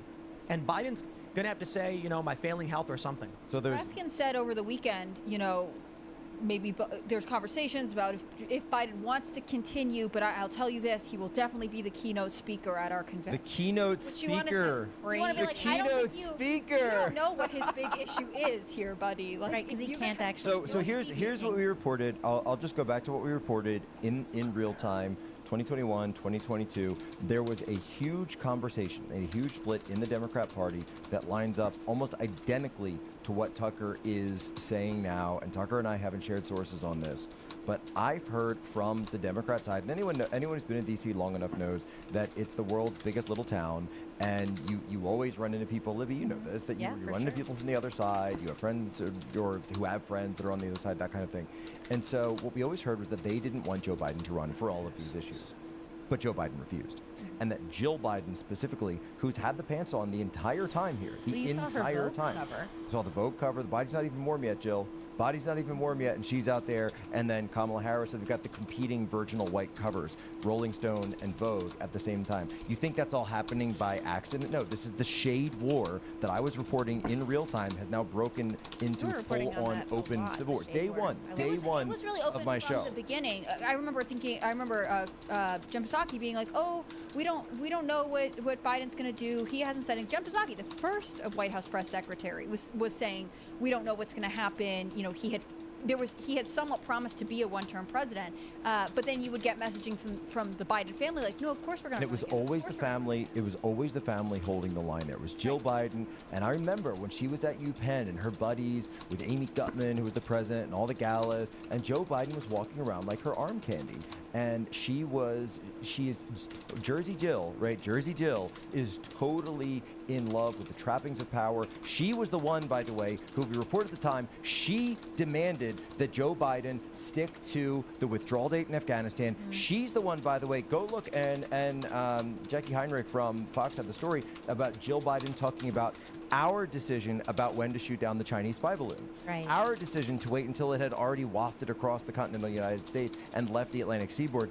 Then we would shoot it down. Our decision. What do you mean our decision? I remember voting for Joe Biden. I don't remember voting for Joe Biden either, by Look, the way. she thinks she's running the country, and that her She plan is. is there She just for fun. is In this running case, the it's country- true, the right? country. But the Like other an part was she Eleanor was front- Roosevelt thing. Yeah, Sure, or she- Edith Wilson. The thing is, she is front and center in the Vogue weddings cover with Naomi, who just got married, right? Like there is not just the She desire was the for one political with power. Hunter Biden in Delaware. At It's the it's not just the trial. desire for political power. It's also the personal prestige that she is thriving off of. I'm sure she did not like to be in Michelle Obama's shadow for 8 years, right? This is her time to be first lady. Exactly. And if called upon Exactly. to make all the executive decisions because Joe needs her, then she's willing to do that. And She's I'll such an honorable I'll even lady. throw something else out there. That so last week I interviewed London Roberts, so Hunter Biden's. That was We talked to so her last week, sad. too. So I know, on, I know you guys had her on, and I didn't know, and during the interview, that Navy Joan was there. So the granddaughter was actually, she wasn't in the studio, but she was at our place in DC, and London told me that Navy Joan. So she told her she knows who her father is and she knows who her grandfather is. That's so And sad. so Yeah, she and Skypes so with him. on the way with down, Hunter, yeah. because so where my studios are at the Real America's Voice place down in DC, they're very close to the White House. It's just in that vicinity. And so they said, oh, where are we going? And they mentioned this in the car, and London just says, oh, it's down by the White House. And then Navy Jones says, oh, that's where Grandpa lives, right? Are we going to go see him? And it's like, what do you say? And so I would even argue a step further and say, it is not Joe Biden who demands that they don't recognize the granddaughter. As gone as Joe Biden is, I just don't see him doing that. But you know who would? The wicked stepmother. The wicked stepmother. Who 'Cause brings remember, his youngest child to the carrying in of the Christmas tree, right? The remember, grandchildren she's she not- she's willing to acknowledge, but Navy no. right, and remember, she's not Hunter Biden's mother. She is not the grandmother of Navy Joan. And I think this is all about spiting Hunter. It's all about the spite that they have. And I can't imagine, for all the terrible things that Joe Biden and Hunter Biden have done, for all the things they claim that Trump has done, can you think of anything worse than refusing to acknowledge your own flesh and blood?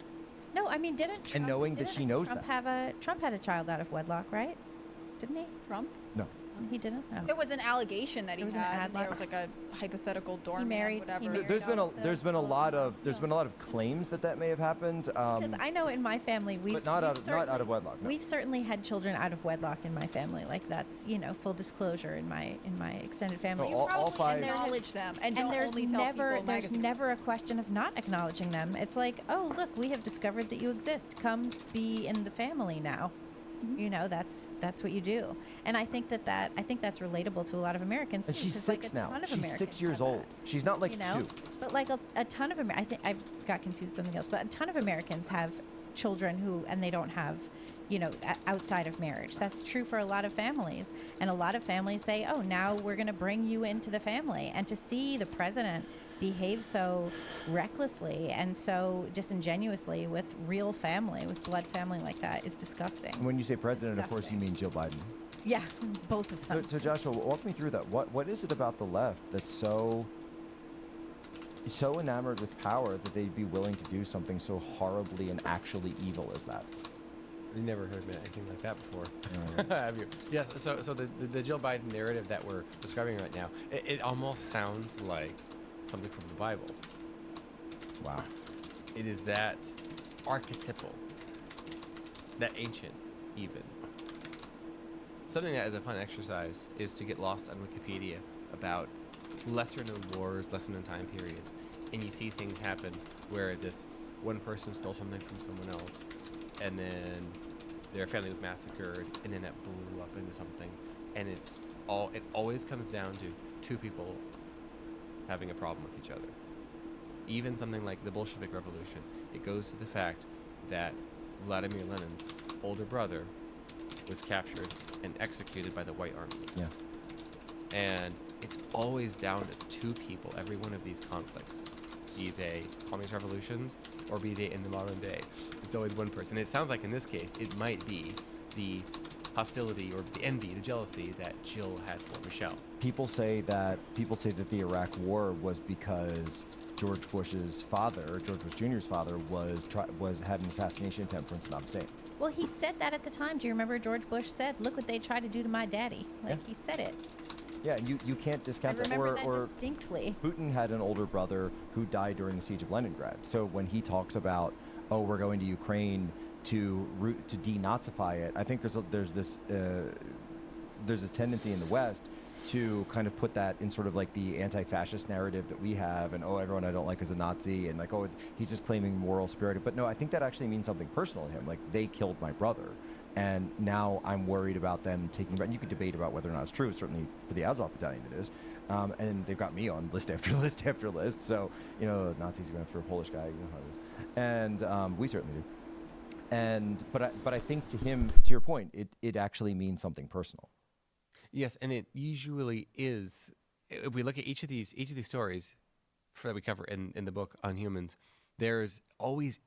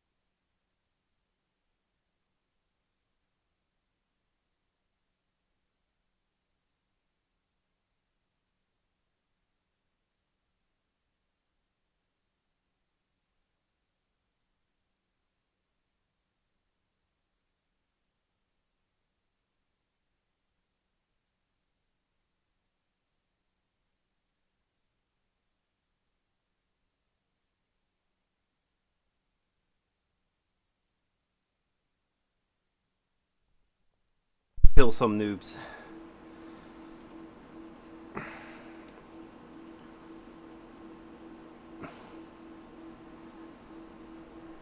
Fucking shit is crazy.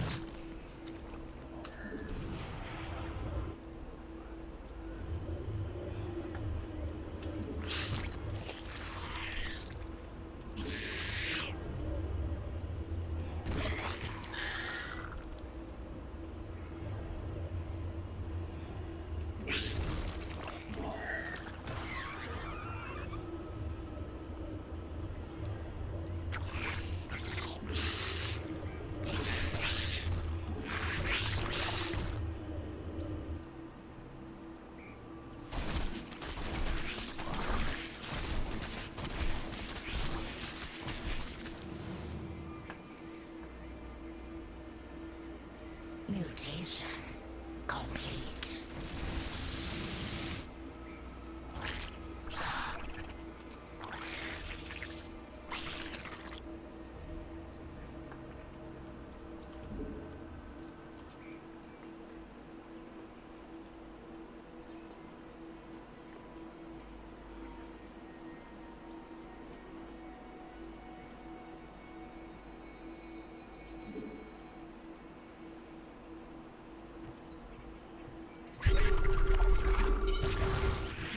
We require more minerals.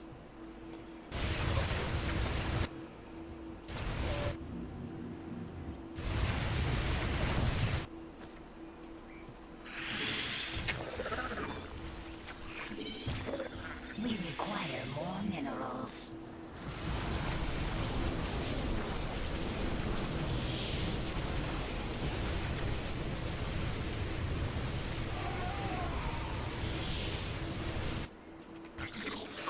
We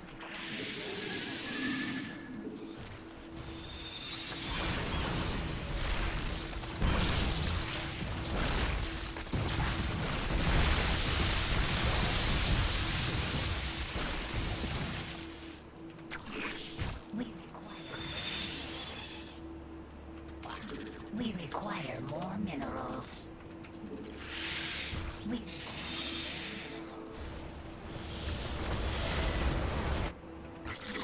We require more minerals.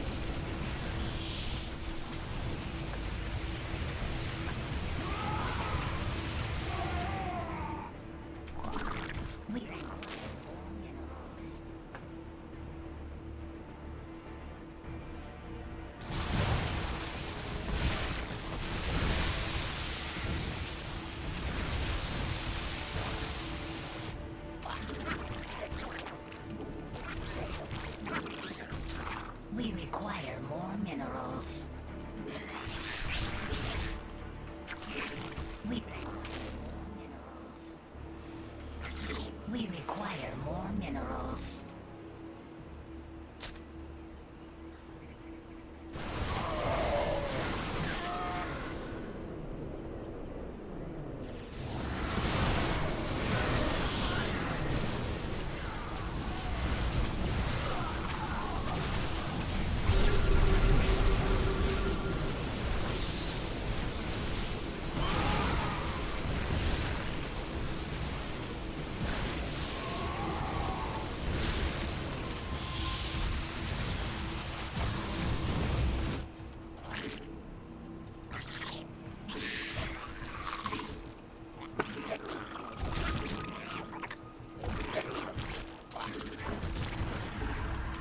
We require more minerals.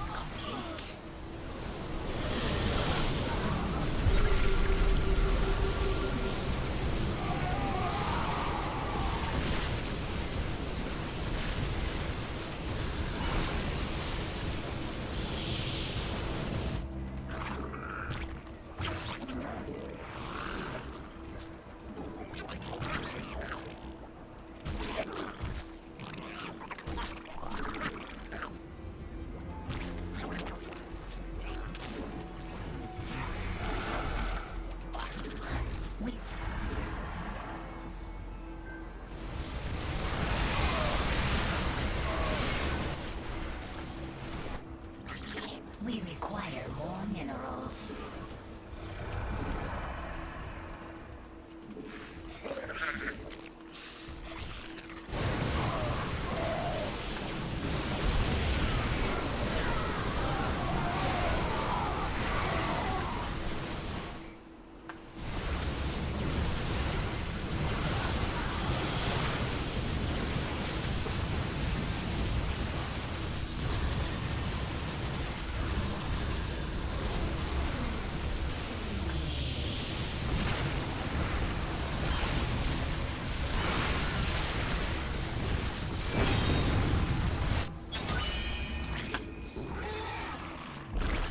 We require more minerals.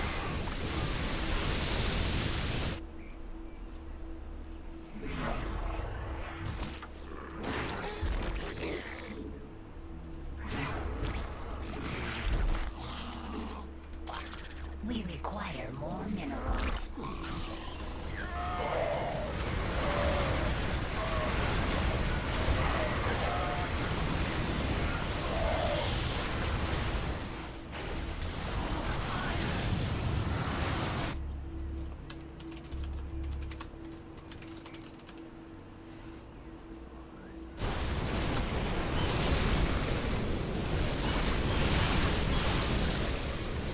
Mutation complete. Mutation complete.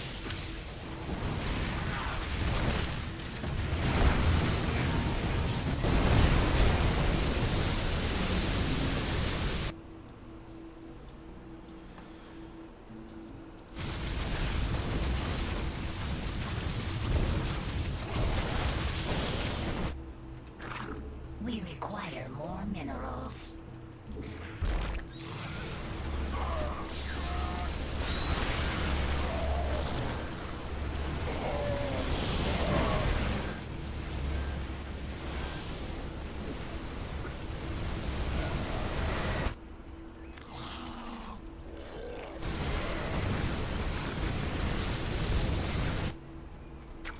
We require more minerals.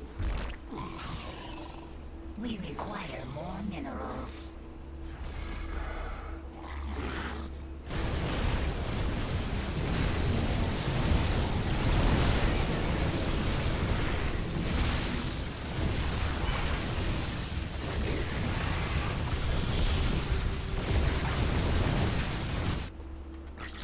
We require more minerals.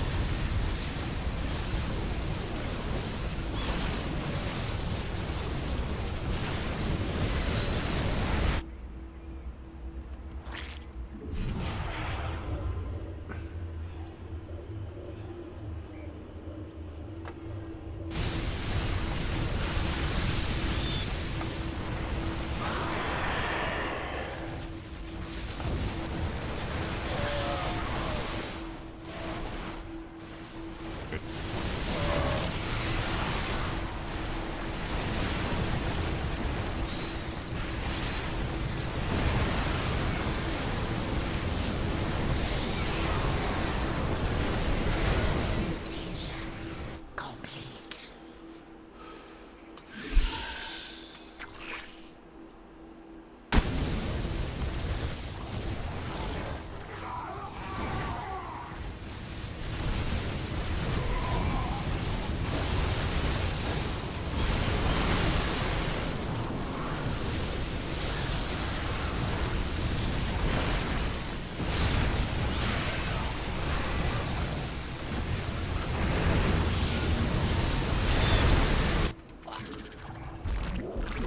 We require more minerals.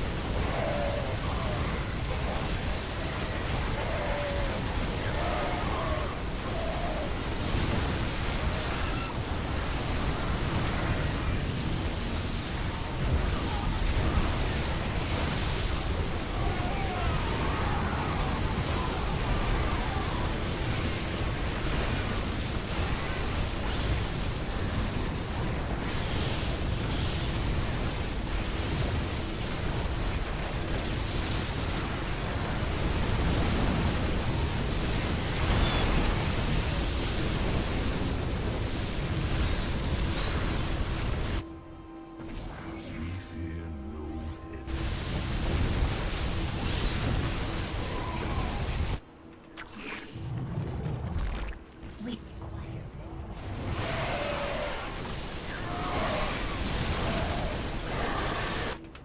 We require more minerals.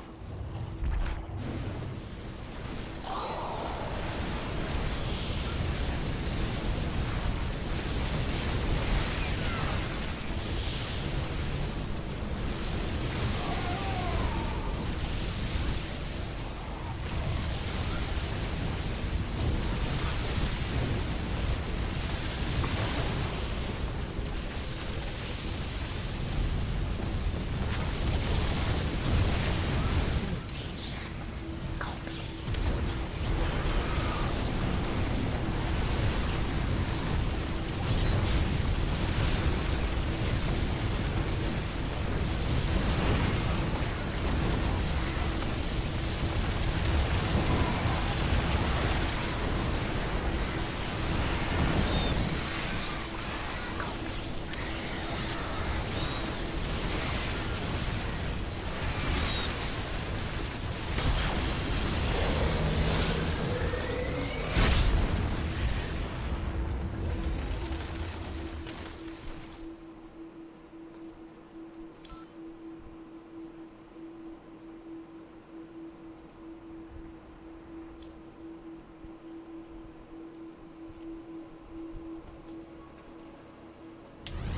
Good luck and have fun.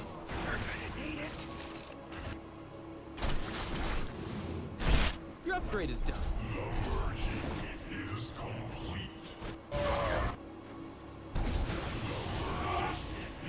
Upgrade complete.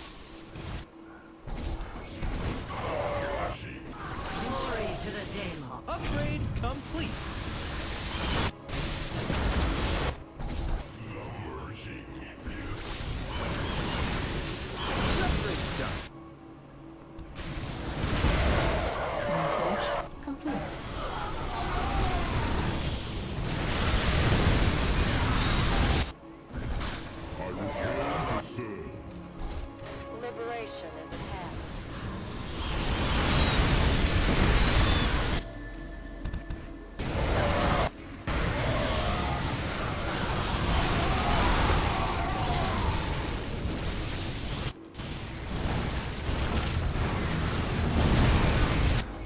I return to serve.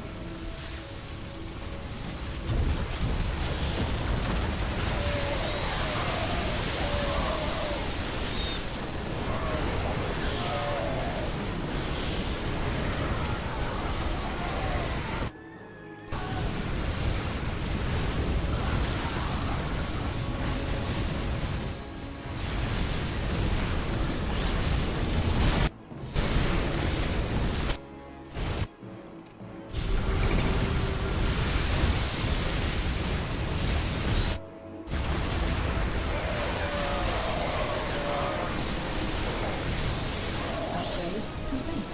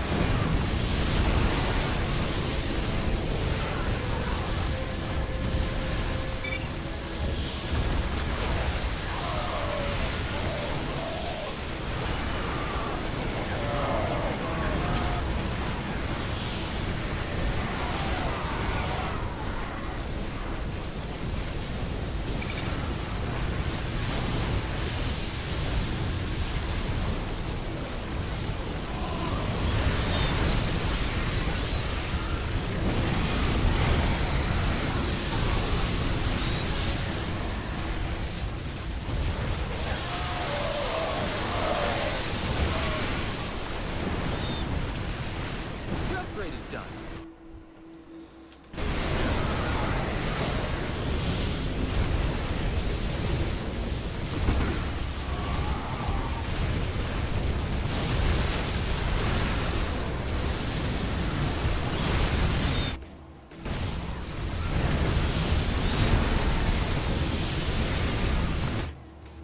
Upgrade complete.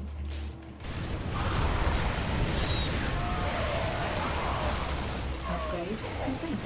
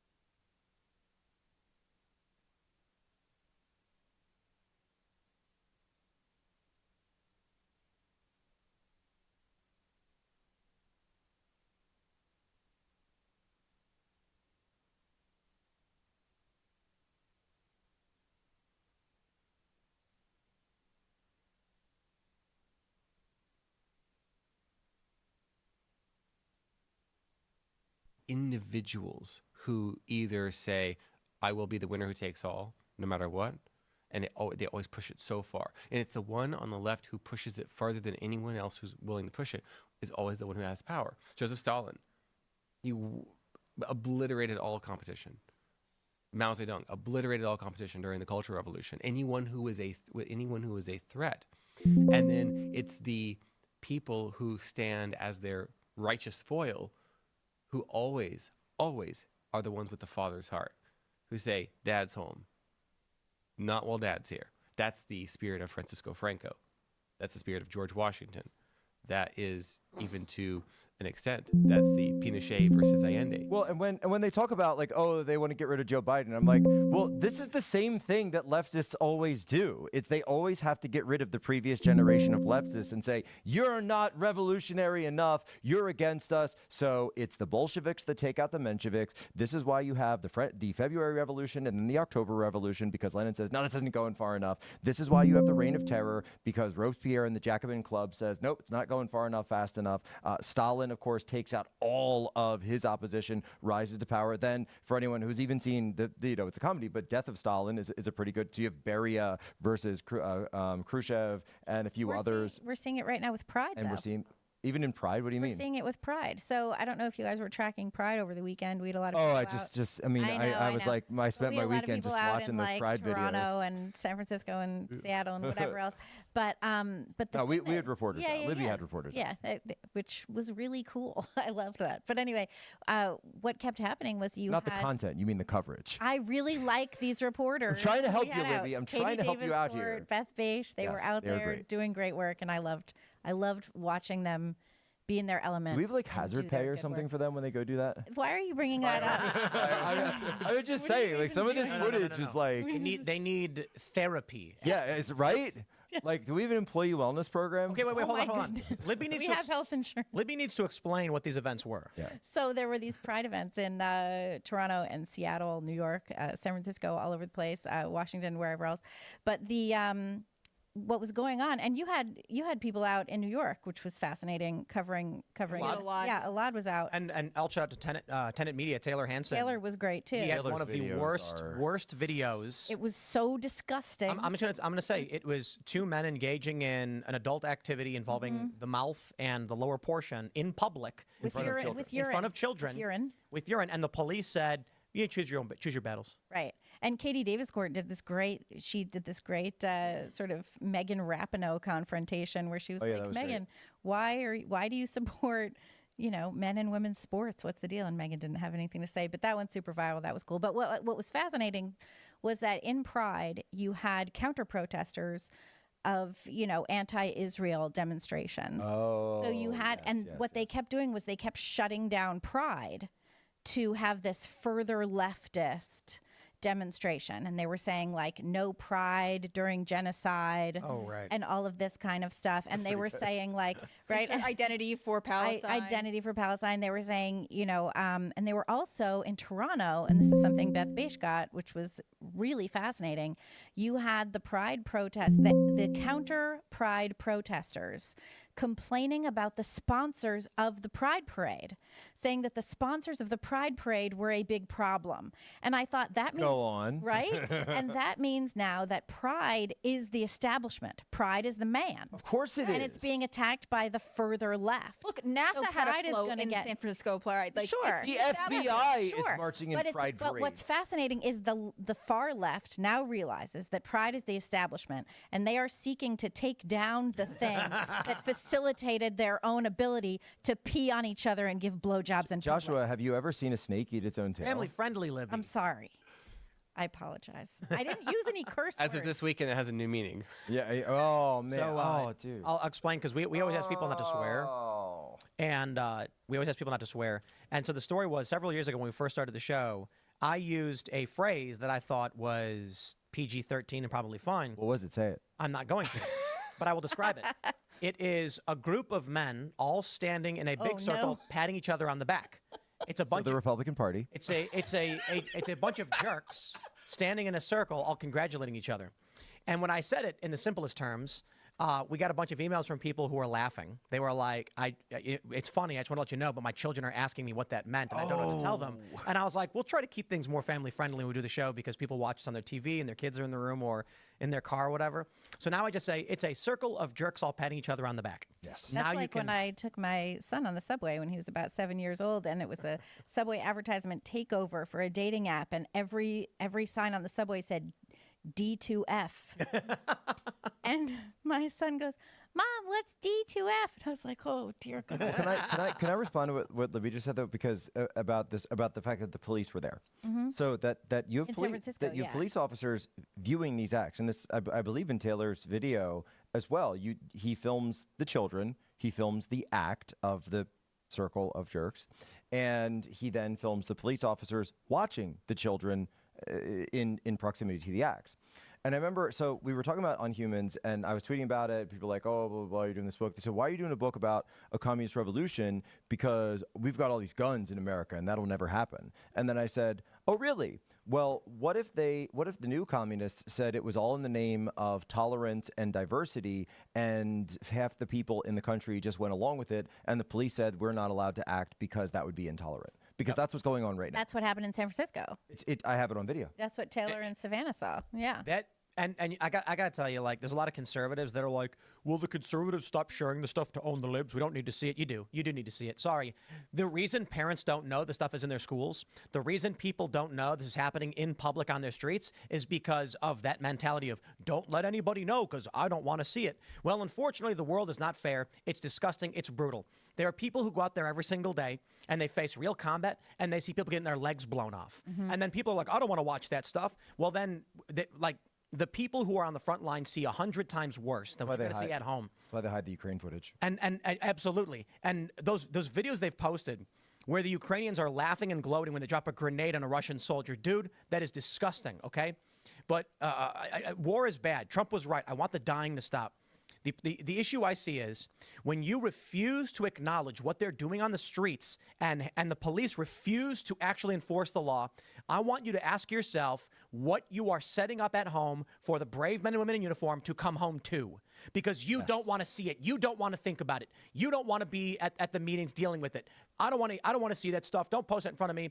Okay, when that dude comes back from overseas after, Biden claimed no one died. Right. What a disgusting statement. And 3 people know, a lot of died in that's- January in Jordan. And now some man, some woman, they come home with their best friend in a casket, and they come back to the streets of their hometown and they see that depravity because you didn't want to deal with it. Man, that's too brutal. The least we can do at home is inform people, be active, and say, we're going to make sure we keep the house clean for when the brave men and women come home from the real duty. But do you really think that and this is what I always push back on people and saying, like, do you really think that this isn't a form of communism? Do you really think that cultural Marxism doesn't exist and all Marxism is just economic? No, it's very clear that after the fall of the Soviet Union, they were like, all right, the whole economic class thing, like, it's not working. The free market is just working too well. Let's turn this to ethnicity. Let's turn this to gender. Let's turn it to religion. Let's turn it to race. Then Occupy kicks off and they're like, all right, we really need to turn on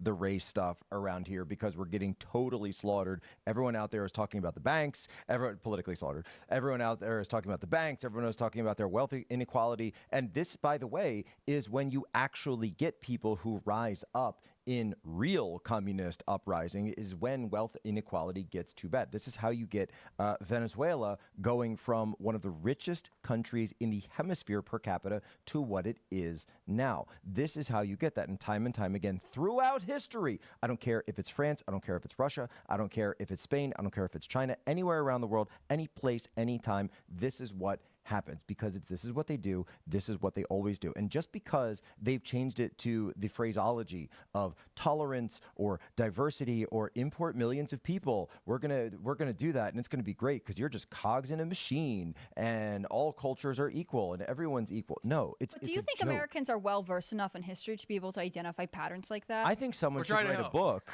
that trying to help would with that. potentially I realized what I was help setting up there. Yes. their background. We're calling Again, out. Claire. We are calling out the cultural Marxist lens of reality, which is the oppressor versus oppressed. And I think the San Francisco scenario demonstrates that, where the police view themselves as the role of the oppressor. So true. White cops with guns. Oh, okay. Obviously, I'm the oppressor to these people, so I have to back TF away because what I am viewing is not perverted acts in front of children. What I'm viewing is Expressions of love. yes, An oppressed, of the marginalized group. Yes, an oppressed, marginalized group. Love is love. Is what I'm witnessing. They were right now. spanking each other's naked bottom. Love is love. Yes, and so the idea that communism is a thing of the past, no, it's a thing of the present. But red has many shades, and this thing is a chameleon. In any way that this movement of anti-civilization, I have a physicist friend who calls it all of it. He calls it entropy, civilizational, social entropy. Yes. And in the book we call it we call these forces that which accelerates the end of everything. And if we understand that that is the intended purpose of the oppressor versus oppressed worldview, that lens, then anything they can do to get power to destroy everything. There's a verse in the Bible where Jesus says that the enemy comes only to steal and kill and destroy. That is the force of unhumanity in the world. And we were having a conversation with Charlie Kirk a few weeks ago. That was a great. When does that release? Because that was a terrific interview. I watched that live. It should be coming out this week. I think he has it on the member section, but I've been like, Charlie, put it out this week. That was a like that. You was were in the really- room when I he was did in the it, yeah. room, yeah, because I got cleared out of Secret Service and I missed my war room hit, and I was like, yeah, oh, there's I'm like a gonna whole check thing. this out. But But so- that more than made up for it. It was So fascinating. what we talk about, and I'll read it, and shout out to the great Mystery Grove, who says the quote, and so much of this unlocks what we're talking about is that, you know, they say, well, define communism, right? And define communism. And they're expecting system. macroeconomic theories. Yeah, and these models of theories, means of etc. production. And there's like those MAGA communist guys who are running around now saying, "You won't debate us." You know what I'm talking about? Yeah. And it's very simple. He goes, communism is when ugly, deformed freaks make it illegal to be normal, and then rob and/or kill all successful people out of petty resentment and cruelty. The ideology is all just window dressing. So, from this perspective, communists are not even communist because it's not about equality and justice and equity. It's about hating people who, for lack of a better term, can build things. People who are able to go out and be successful and accomplished and actually do something in the real world. Because the natural world, by the way, as Joshua was saying, tends toward entropy, tends toward disillusion, tends toward warfare, tends toward things decaying. Civilization is not, the 4th of July is coming up, right? You know, well, when the Declaration was written, they didn't know that the United States was about to happen. It wasn't presumptive. In fact, it was presumptive that they would be squashed and killed and destroyed as a military coup, and they would be a footnote to the British Empire. And who knows what would have come after that. And we would have been taught that George Washington was a petty rebel and a tyrant, and he Failed military coup against the British crown and was slaughtered and strung up for having done so. And Ben Franklin says his line about hang together or hang separately, he meant that quite literally. And by the way, most of the signers of the Declaration did face such ends. We think of the revolution as this like, it was just this, salon and a bunch of political debates. Like, no, it was an actual war fought on ground not far from where we're sitting right now. The Declaration of Independence was signed 1 year and 1 month after the war already began. And that's an important fact, too. The Founding Fathers were in the midst of a war, and for a year we're debating how to deal with it, petitioning the Crown and Parliament saying, like, stop shooting at us. Yeah, July 2nd, 1775, the Olive Branch Petition from the Continental Congress, basically sidestepping Parliament, saying, it's the British Parliament. It's them who's doing all of this. They're the ones who are doing all the taxes, the intolerable acts, et cetera, et cetera, et cetera. Can you be a real G? Can you be a real G, Mr. George? And can you solve this problem for us? And so if you read that petition, it's just only like three pages. It's useful because, again, most Americans don't know any history, much less our own history. And if you ask anyone on the street, this would be a fun street exercise. What was the Olive Branch Petition? Just ask, what was the Olive Branch Petition? Oh, come on. Well, that's a bit esoteric, but specific. Yeah, they're but, not you going know, to get that. I hear a lot of people say stuff like, Founding Fathers would be stacking bodies by... No, they wouldn't. They resisted war every step. They did not want it. That's exactly right. Yeah, they were trying desperately. And then how did the war actually begin? They seized the weapons. Intolerable Acts. They march from Boston to Lexington, Concord, and then just some Which was a military arsenal. right, and then militiamen. We don't know who opened fire first, but it was not an organized battle where the founding fathers were like, petition our battalion here at Lexington and stand your God. No, it was like farmers being like, you ain't taking my guns. Right, That's what started And this so, gunshot heard around the world. when the Declaration is signed, all of Boston is already under martial law, right at that point. So Boston is completely under martial law. The British ships have come in the harbor. They're impressing people. This is, by the way, where the history of the Article 3 of the Bill of Rights comes in, quartering soldiers, because that was something the British were actually doing in Boston, which, by the way, they later do to New York City. They later do to Philadelphia. They later do across the North. Because, by the way, the Americans, the Continental Army, didn't do so well in the early stages. Washington loses a ton of wars. They actually do better in the Southern campaign prior to the North, really getting, Washington Crossing, et cetera, after Valley Forge. But the idea is that people seem to think that it was just some sort of like, oh, they wrote this thing, and then the British were like, oh, and then we just went for it. No, it was this horrific, terrible act, and it was horrible if you were going through it. And at one point, they're not just fighting the British; they're fighting other Americans who are loyal. It's in many ways a civil war because these were British on British on British. And there was a Declaration of Independence, which I'm sure you're familiar with, right? Yes. So it was when the British showed up in New York City, there was the offer to go back against your word. Say, okay, I say no to the Declaration of Independence. And two of the signers of the Declaration of Independence said, okay, I'll sign an oath of loyalty to the king. Right. Loyalists signed a declaration stating, we are loyal to the crown. We are British subjects. We're good. It's crazy how that people don't know that.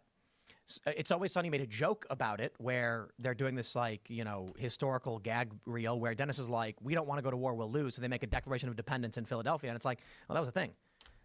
And people also don't realize Quebec was a colony of the crown as well that rejected the independence. So when people are like the 13 original colonies, there were more than that. Yeah, Aaron Burr fought up there. Yeah, but they just said, we don't want to be involved in your revolution. So we're like, okay. And then the founding fathers were concerned. There's actually a fascinating thing about Thomas Jefferson. He wanted to include a grievance in the Declaration about how the crown brought slaves to America and then was using them to levy war against colonists. Right. But they had to remove it because I believe it was South Carolina yes. and Georgia would not have joined the fight for independence if they outright said, we don't like slavery. Well, so this later comes up, and we actually talk about the issue of slavery as pertains to Haiti in the book, which then becomes a driver for the Civil War. And as we're here, and I think people know where we are, in Civil War area, a lot of this territory, the borders here, the state of West Virginia, was created by the Civil War. That people don't, they say, oh, well, we're terrified of freeing the slaves because we're afraid of what might happen. Joshua, what happened in Haiti when the slaves were freed? Yes. So an interesting chain of events happened. So, like not long after the Revolutionary War that we're talking about. Yes. So, following in the immediate aftermath of the French Revolution, what happens in Haiti is revolutionary sentiment seems to be exported into the Francophone world. Like 1801. Yes. And so there are biracial Haitian/French people who were disenfranchised, did not have civil rights. Well, the French. The new French Empire said, okay, you can have the States General, I believe, said, okay, you can have some civil rights now, as you can vote, you can be a real French colonist now, and then they began to roll back the slavery system in Haiti, and people started to get freed. This is still under French colonial rule, but it wasn't happening fast enough. This slow walking of civil rights revolution in Haiti. And you're starting to get a pattern now. Yes. Yeah. And so there are slaves, ex-slaves, free blacks in Haiti who are fomenting, they are organizing one another, usually around using voodoo rituals as a sort of coherence mechanism to organize around a supernatural source of envy and hate, and then they unleash themselves, and there was the famous Haitian slave revolt, and that results in the mass slaughtering of white men, women, and children in Haiti. And then one of the revolutionaries declares himself emperor, and one of the very first things that he does is he sends all the free blacks back into slavery. Wow! To work on to work, and it happens twice. We've got to, before we go to Super Chats, I do want to jump into at least one last segment because Jack Posobiec has been bringing it up quite a bit, but this is a reference to the skate park. I'm going to start by giving you the gist of the story. For the record, Tim brought it up first. What do you mean, on the show? Prior to the show. Well, yeah, no, but so here's the gist of the story. There is an event happening in Martinsburg, West Virginia, where we own property and are setting up several businesses. They have even skated this jam, or many people have even skated in front of my building on my street, the street where my building resides. So I offered $20,000 in prizes to this event, and they're basically a bunch of leftists. They're very woke. They insulted me rather intently and then physically threatened me, saying that if I showed up, I'd be physically removed. So I spent $1 million and bought the land out from under them, and that's in my skate park now. That's the gist of the story. It's gone viral. There's 2 million views. The story is substantially more nuanced than that, but that's the general idea. And this actually happened a year ago. Yeah, I remember you mentioned it on the show one time when I was on. Yeah, it was a year ago. Yeah. And it's been rather uneventful.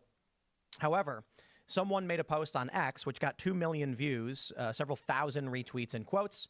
It's been picked up by a bunch of different YouTubers. Then Jack started making references to it, and people began asking, what's Jack's problem with Tim's skate park? Well, the general idea is, if this is what you'd like to believe, that woke people threatened physical violence against me on land they did not own. So I found the owner, and I bought the land for $1 million, and now they're on my skate park. Did you kick them out of your skate park? No. See, so what's their problem? The real reason why I thought this would be interesting to bring up in the context of, you're both No, I mean, on what's humans. their stupid problem? Right, this is the point. Yeah. The reason why I did think this would be interesting to actually talk about is the question of, here's the real story. We bought property, Tim Cast, me personally, I bought property in Martinsburg, West Virginia. I love the place. There's really great restaurants in there. Bricks 27, one of the best restaurants and the best filet mignon I've ever had, no joke, in Martinsburg. A lot of great people. And we were looking for land to build a small skate park.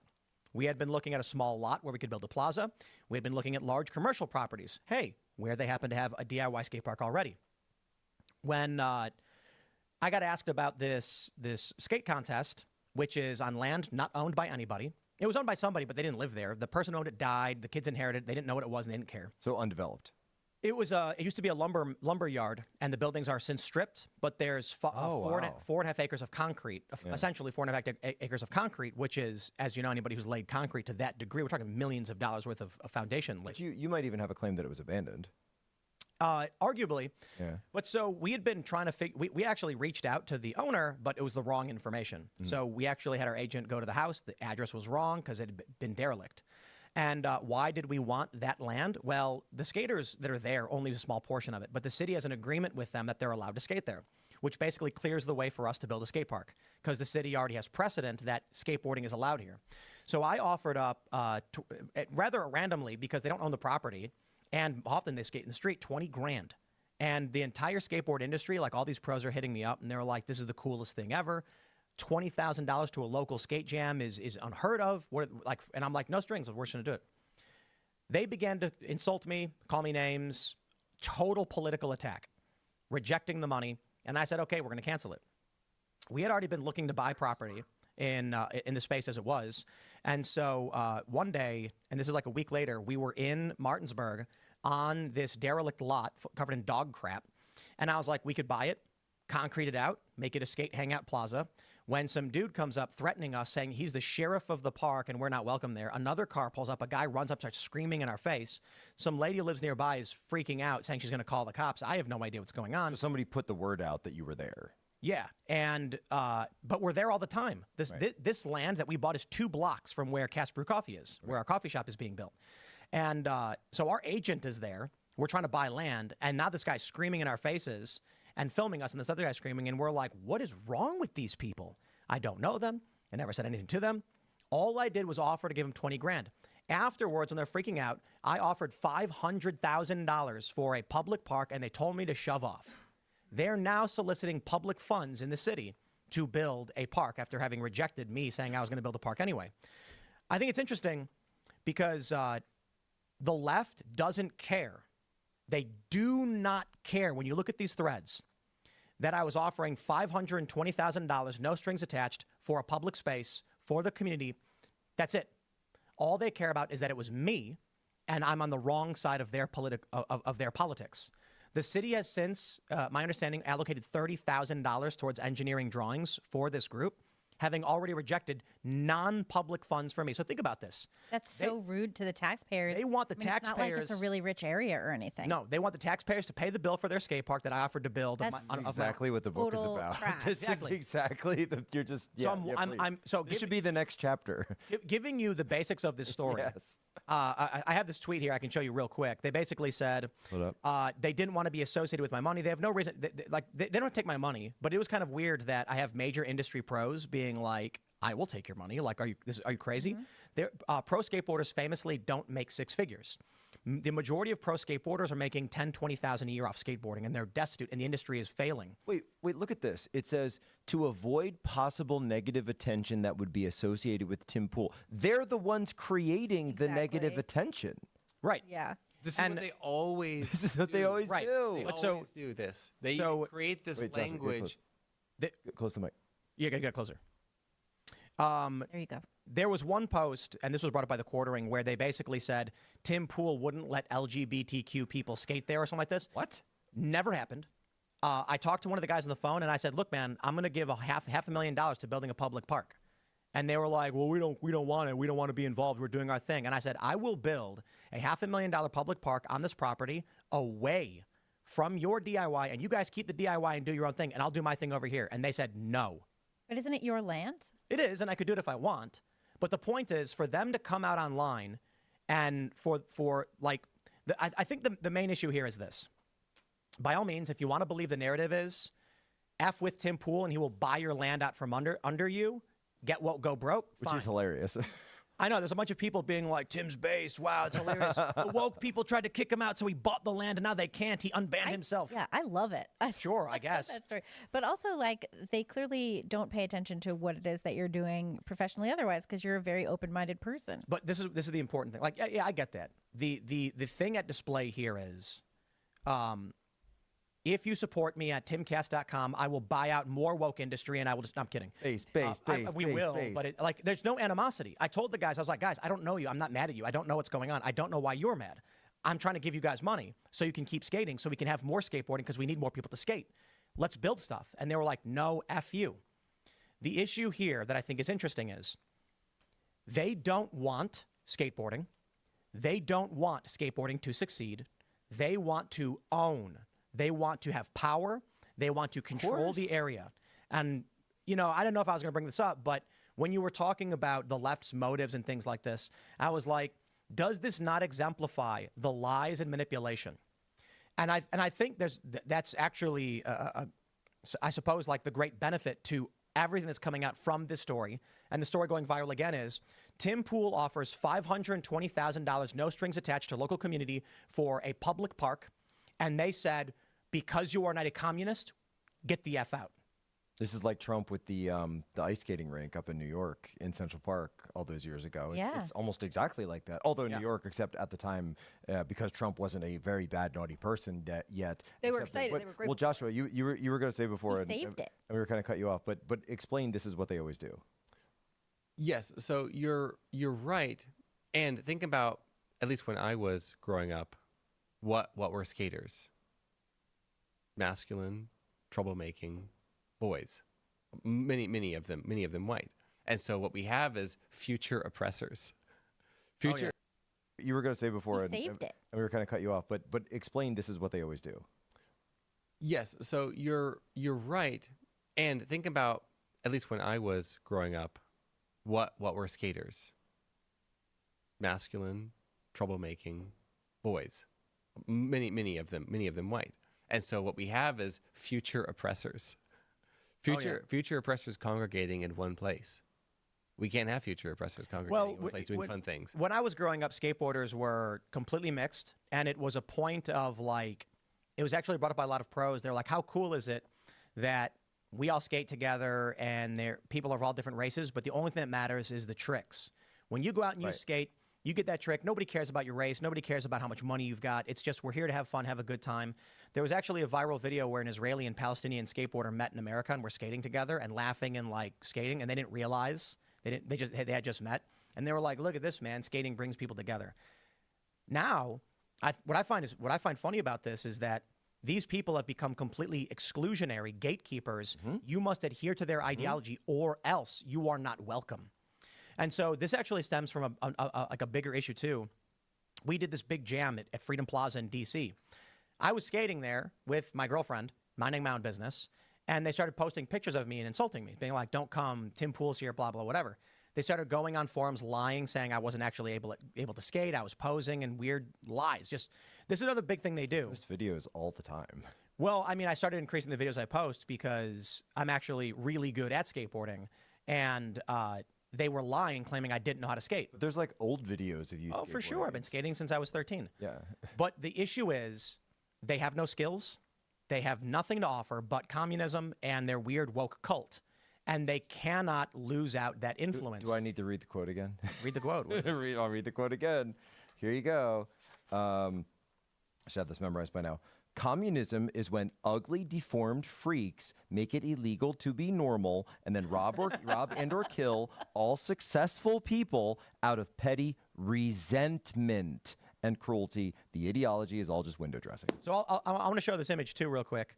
This is from their Instagram. This is my building. Like, I own this building. We are building a coffee shop and a club here, and we're going to sell. It's going to be a small skate shop. You think you just own land, man? Like just like own land? It's the Well, Indians' land. Oh, I mean, there was indigenous. Oh my Very God. Western Someone masculine of posted him. the funny meme from Futurama where he's like, "Get off my property," and the hippie goes to it's Professor Farnsworth from Futurama, and he's like, "You can't like own property, man," and he goes, "I can, because I'm not a penniless hippie."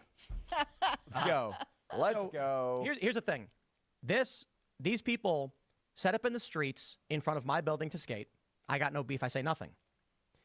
I want to put money in the community. They attack me online. They attack me relentlessly, and they make it a point of rallying to reject this. Well, I tell you what, the local community in reality loves this. They're grateful that we're putting money into skateboarding, and I question and I have to deal with now the city of Martinsburg because we want to build the skate park. There's going to be a problem that they've made for themselves.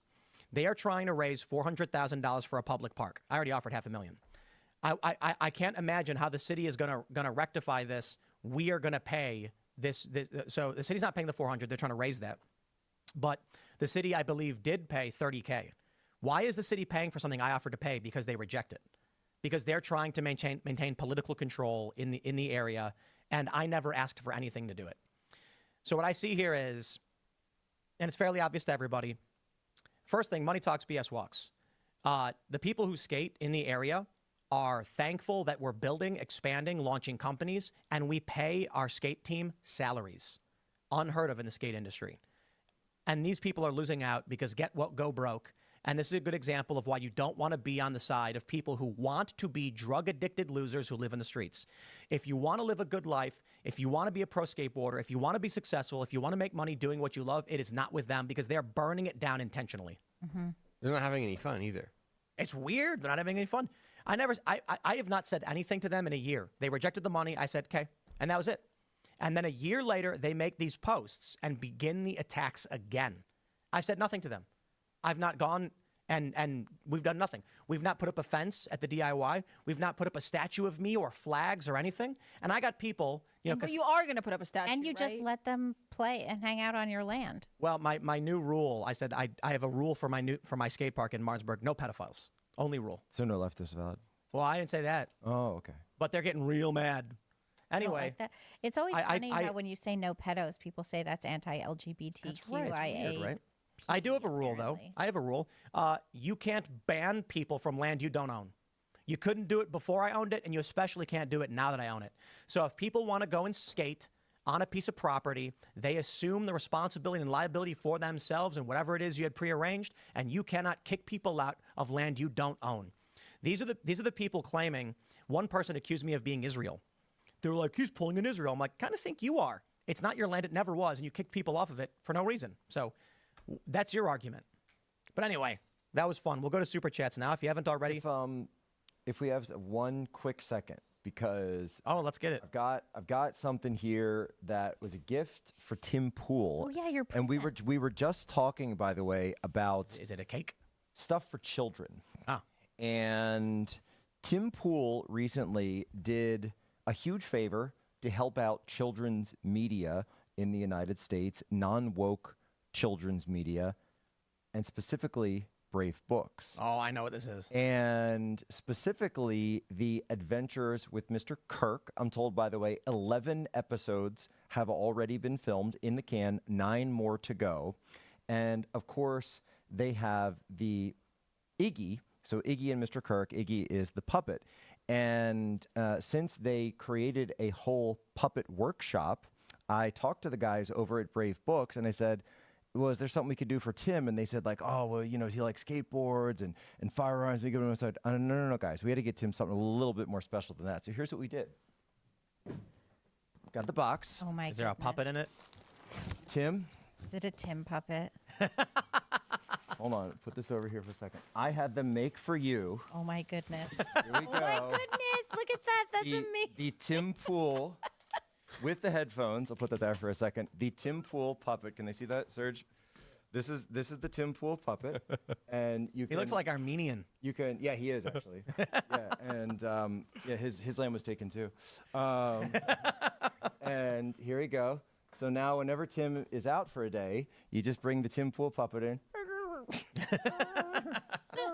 I do say that. And when he wants to go to the skate park, Oh, my goodness. we've got his own skateboard, and of course it says There's no nose on that board. Brave. Of course it says bravebooks.com. So here, I don't know what the Is best. that? Hold on. Let me see that skateboard. I think. Here, can I put it over? Will that work? I want to tear things apart. No, I can't get it. Here, pass that to him. Yo, we got some skateboarders here who will absolutely thrash with this board. That is Here, wild. Tim, I'm gonna hand you this there's puppet of also yourself. there's also like they even have. gonna hand you this Tim, it even puppet has of the yourself. chair. We're not going to put it all together right Oh now. my Grabbed him by the goodness. The neck. chair is even there. Tim, it has a chair. Tim is strangling himself. I can't breathe. Right now. That is wild. All right, we're gonna So, use that for videos. Bravebooks.com, the Timcast puppet and skateboard. I said, guys, you got to get Tim a puppet, and yes, it needs a skateboard. I think the That's crew that we amazing. have here will be able to film on that board and do some legit tricks on it. Are you serious? No joke. One of the That's dudes not here- just like a kid's. Like you could actually ride that. I mean, that board is very odd Yeah. and very weird, but you could do anything on They have anything. a Well, board it's covered in made like for carpet, puppets, though. Tim. That's like So made for one of the skaters in our crew, Special Mike Noggle, we call him Special Mike because he's so ridiculously good at skateboarding. Legit, we call him Special. He took an omnidirectional dolly, and he actually did a blunt to fakie on the quarter pipe. That is, he rode an omnidirectional dolly up the quarter pipe and stalled on the back wheels, and then jumped back in. And omnidirectional, he's spinning in circles as he's doing it. It's amazing. I can't imagine. They're gonna tear that place up with that little board. That'll be funny. As long as people know, bravebooks.com, watchbrave.com. Iggy and Mr. Kirk coming soon. Completely non-woke, normal, regular, traditional, anti-communist vowels. Super chat time. If you haven't already, would you kindly smash that like button, subscribe to this channel, share the show with your friends, head over to timcast.com, click join us. The members only show is going to be based AF, and we'd love to see you there. You can, as members, join our Discord server, submit questions, and then actually call into the show to talk to us and our guests. It is good fun. And as members, you are supporting the work we do. And perhaps if you become a member, I might just buy out some woke business or the next time I go to a coffee shop and the person there is super woke and insults me, I'm just going to pull a Bruce. School bells are ringing. It's time to get the perfect phone plan for your kids at half the price you're used to. Telomobile comes to rescue your family budget with the most flexible phone plans in the U.S. Need just talk and text for the little ones? No problem. Have a data-hungry teenager? Go for unlimited at just $25 a month. Easily upgrade individual lines and build a family plan that fits everyone's needs. Visit Tello.com and discover more. Dwayne and pull out my checkbook and be like, I'm buying this coffee. I'm kidding, but wouldn't that be great? If you support us, what we'll do is we'll make more media with it, and we'll continue our cultural endeavors, and we greatly appreciate your support. Here we go. James Eaton says, Civil War. That's not a quote from me, though, so you're not allowed to drink. It's only when I say it. I was reading someone else's quote. Alpha Turkey says, immune to using SEAL Team 6 to take out political rival. Dems projecting what they will do in the future if they control it all. I wouldn't be surprised. I mean, they're openly calling for President Trump's assassination. They're calling for drone strikes on Mar-a-Lago. Look, they've gone full mask off. So if you want to go mask off, let's go mask off. Because I'm more than happy. You guys know where to find me. Raymond G. Stanley Jr. says, Tim, why must you be a 1980s style evil villain? I remember that movie. Remember that movie where it was all the teenagers were at the ski club on a mountain they didn't own that they were trespassing on, and then some guy bought the mountain and said, "I love what you guys are doing. Keep it up."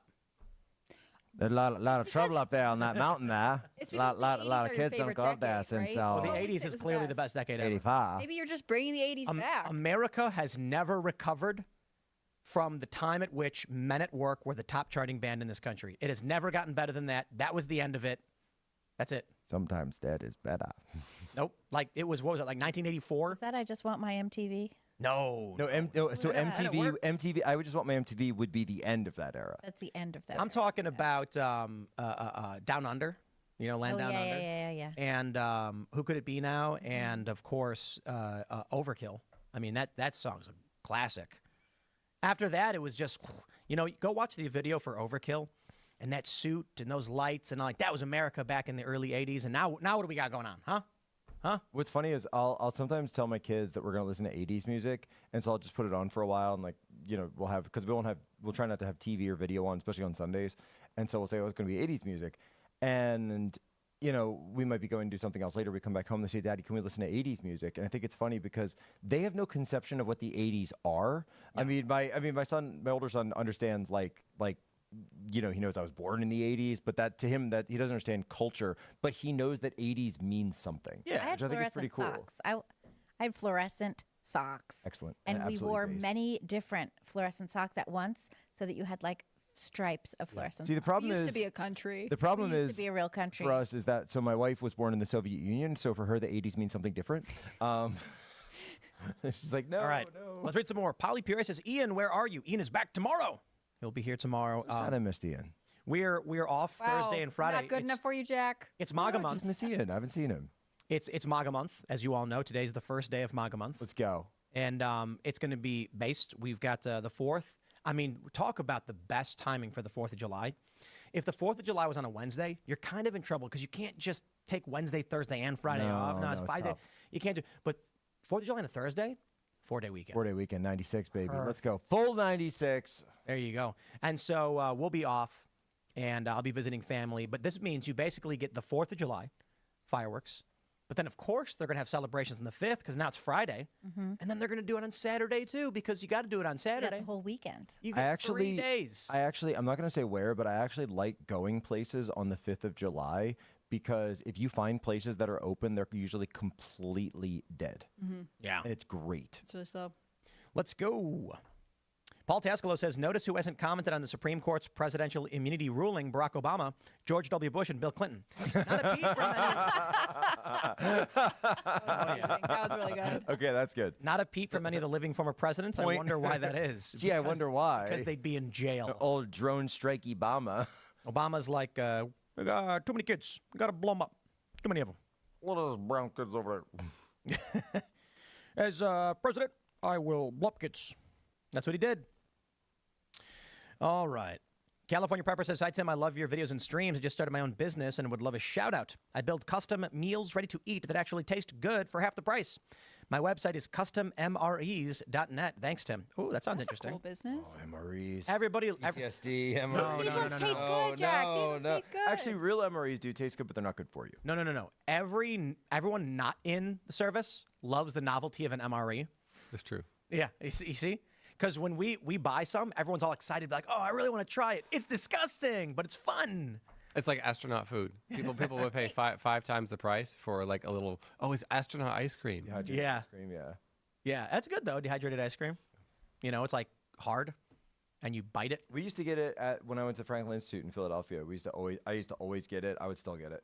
It's delicious. There's a, Black Dog Coffee.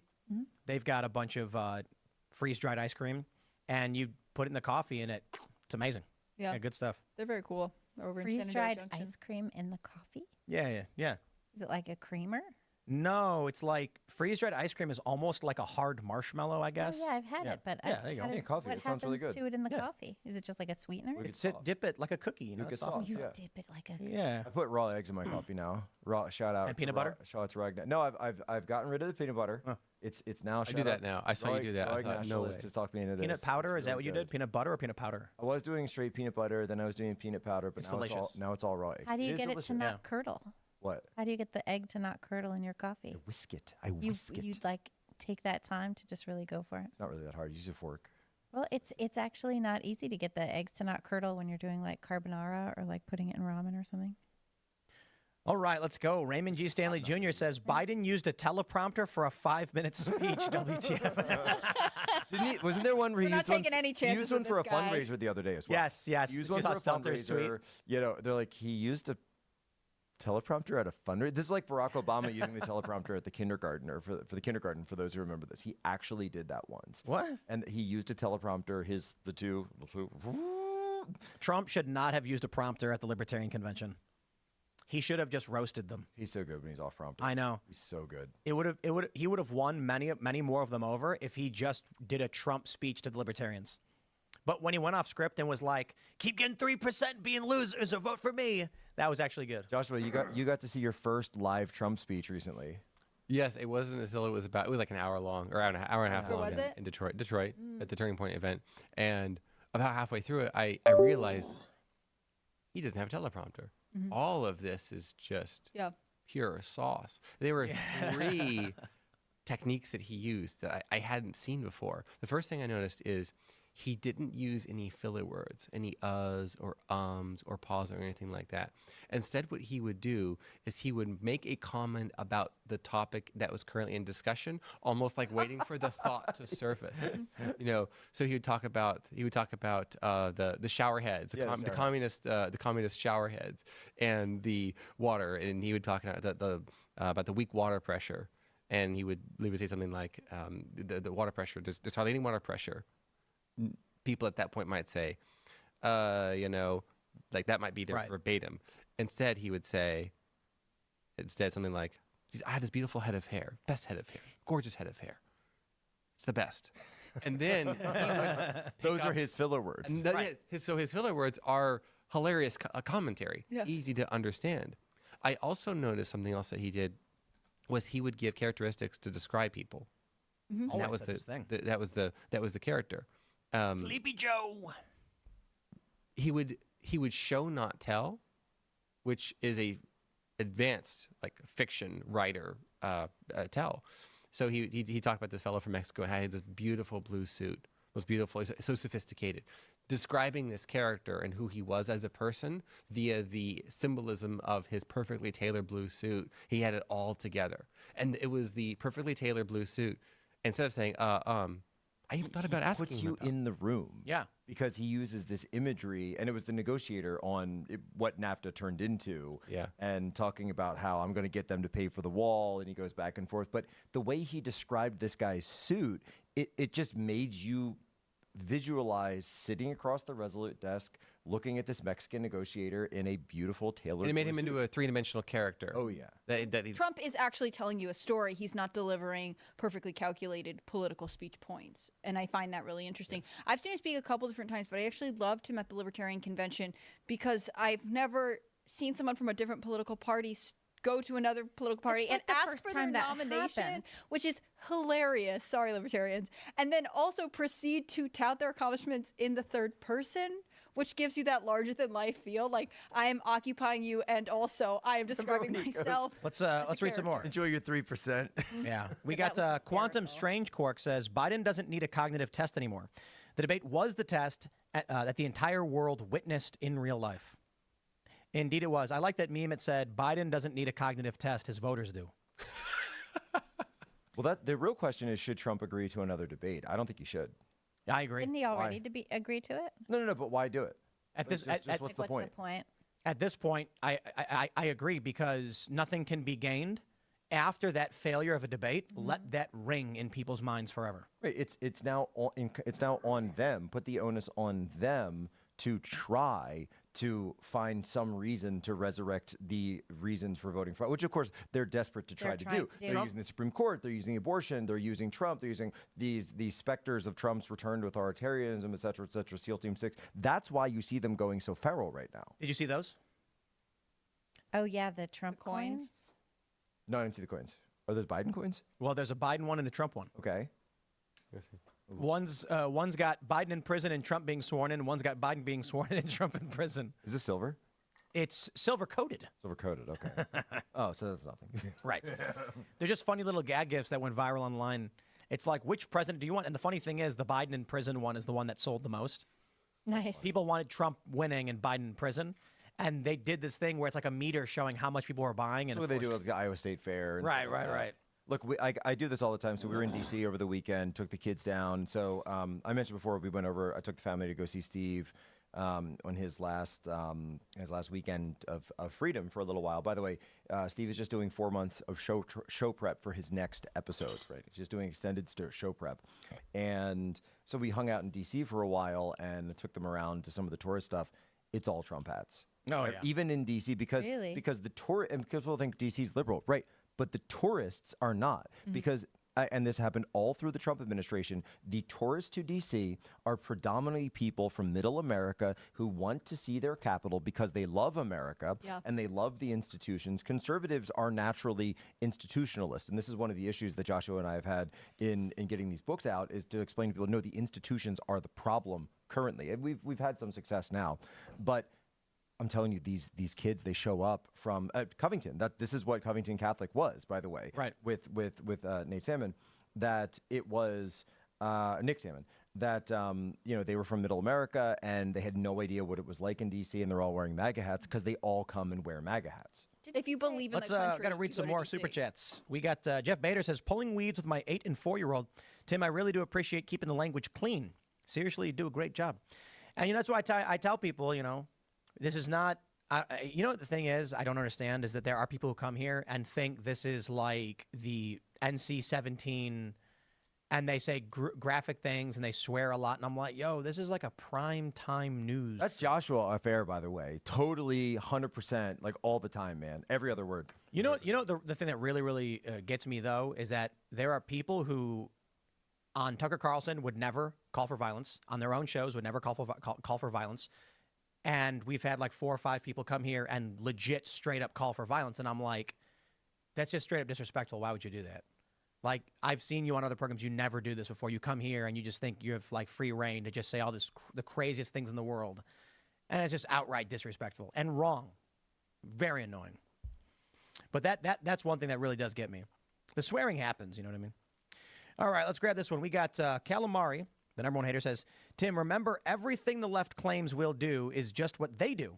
Corporate media keeps repeating the lie that it's now illegal to use SEAL Team 6 to assassinate a rival because they're going to try to do it to Trump. Well, Biden would have to do it, but he just told us he won't be a dictator. All right. Ossery says, I'm a former active duty Marine. The restrictions we had on engaging in the 90s was insane. I can't imagine what's going on now with the troops around Israel. My youngest son is deployed in Jordan now. Crazy, man. All right. Rob Cortez says, fact check. Watch the original D-Day clip immediately after Joe Biden's speech. He was squatting because he was trying to put his speech documents on the ground. The viral video was edited. I did watch the full video, and I have heard numerous explanations. One is he was trying to put his documents on the ground. No, he was trying to sit down in the chair, but Jill whispered to him not to. He was thinking of sitting down, but decided not to. I'm like, dude, all of those are fine. Just fine. Okay? And there is a potentiality that he pooped his pants. That's all. I'm not saying I know he did.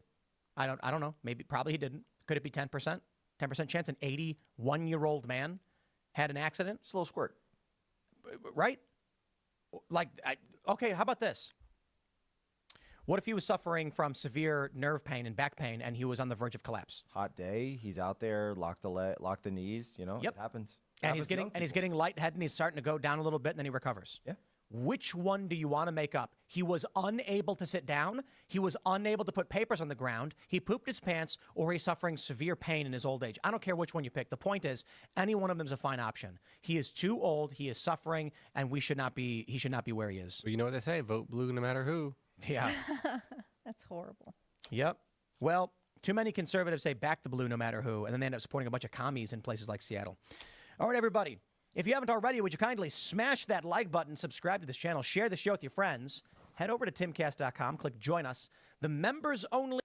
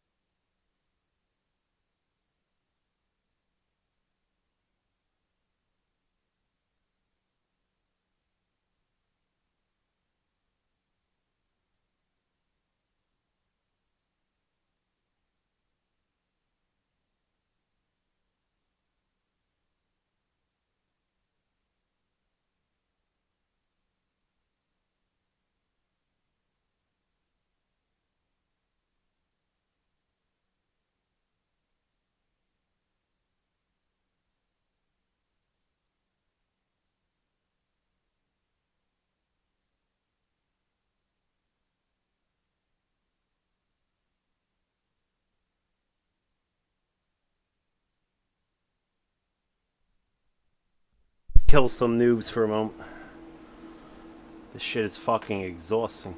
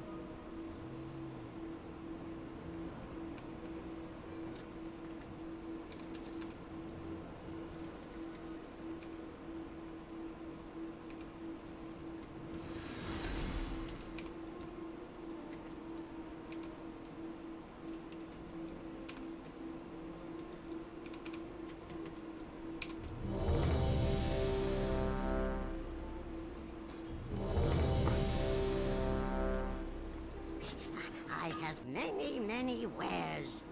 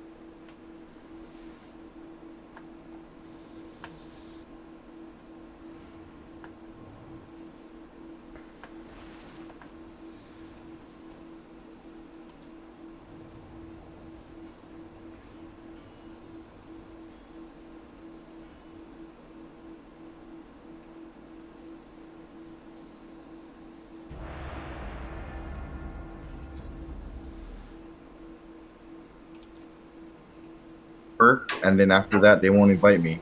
And like, especially if we want to, I'll be tripping. Like, what the fuck? All right, let's go. What map is it? Battle of Gilneas. Have Okay, everyone cool. Waterworks. Dark Saki. Hello? I'm gonna have you. Old boy, you're gonna go Boom Kid. Old boy, you're gonna go Ninja Cap Lighthouse with our rogue. I mean, mine with our rogue. Hunter, you're gonna capture Lighthouse and then you're gonna ghost it and go to mine. But if you guys see people coming, Jarut, I need you to come through the center. I need you to go through the center, use invisibility, make sure that no one's coming mine, and then I need you to go. They have no Waterworks. stealthies. Which is Oh, good. they don't? No, They don't even yeah. have a tank, right? They have a hunter, which is probably going to sit, and they have a boomy, which is going to probably be a team fight, unless he wants to try solo capping Lighthouse. No, I want you guys to go capture that, capture mines. Everyone else, Waterworks and Spin. Hunter, you're gonna ghost.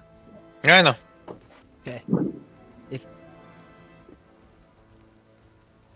Spin it, baby, spin it. Yeah, the locks in that mage. The locks in that mage are gonna be painful. If they back to back their shit the way they should. Let's see. We got the Boomkin. We got. You need to kick Cypher. that lock as much as possible.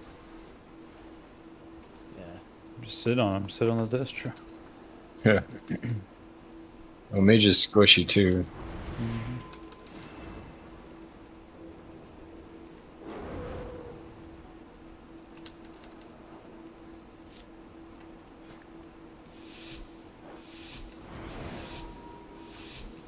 Is our DH in Discord? Or does he have a mic? Yeah, Jarut is here. Why is he typing then? Can he target call? Jarut, you here, bro? No, he's Ain't no going one gonna LH. read you. He's going LH. I mean, he's going mines, by the way. No, we don't have Maybe Waterwalking, not. do we? So he's not in Discord. No, he is in Discord. We have 10. He said he needs to rejoin. Guys, why are we so split? Like, what the? We just ghosted LH. Yeah, that was what we were doing. But Yeah, that was the Yeah. plan. What do you mean? There's a warrior at mine. Well, someone got to. Hey, I'm on this. I'm on that boomy. Everyone on this You want a boomy. cap? You want a cap? You cap it already? Oh, no, I'm wrong enough.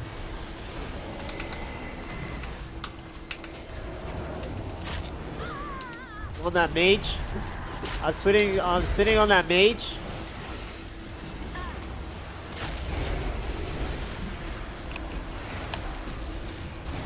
Guys, capping. let's have Pick CC, it, buddy, please. pick it, buddy, pick it, Yep, buddy. got it. I got polymorph on that pally. Alright, Rogue, get back. I'll sit, or Want me to sit here? I'll stay here. You Who get back. got light? Fine, Did we we get it? need more heals. Peel, guys, we got it. Peel. I'm going back We're to gonna hold. lighthouse. I need a healer. Peel. God damn it. Peel. Why am I so slow? Peel. I don't care about waterworks. Peel. Everyone 2 at each base. They don't even have it. I don't care. Peel. Yo, can I have Lannister to mines? Rogue, stay in the Back middle. up mines. Hunter- Back up Hunter mines. Back Lighthouse. up mines. Back up mines. Back up mines. Like Yo, people are DH, resing DH, at come on. Lighthouse. There's no need for everyone to go Lighthouse if people are resing at Lighthouse. Everyone, everyone help mine. Good job, guys. Yeah, kill the warrior fast. Get to mine. I need healers getting to mine. I need healers getting to mine. We're fine. So far. Can the Shadow Priest sit with the Rogue, maybe? Or float, at least? Oh, you. Who's the kill target at mine? I'm going for the paladin. Muffin, you yeah. gotta heal Pally. with your lighthouse if you have to. That's fine. Actually, on that warlock too.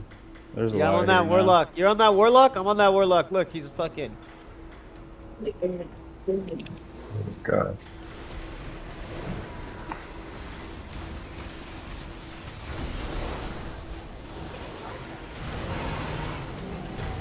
I'm stunned. Yeah.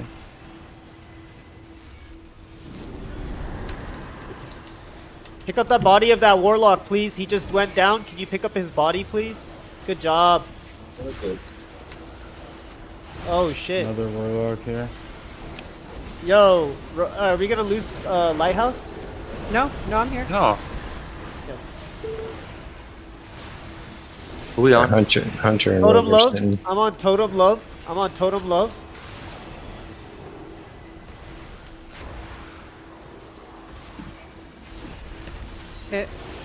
Did the boomy? Big The boomy's damage on grayed totem out. love. No, they're double sitting mid. He's just grayed out on my screen. Yeah, no worries. Don't watch He's them. stealth.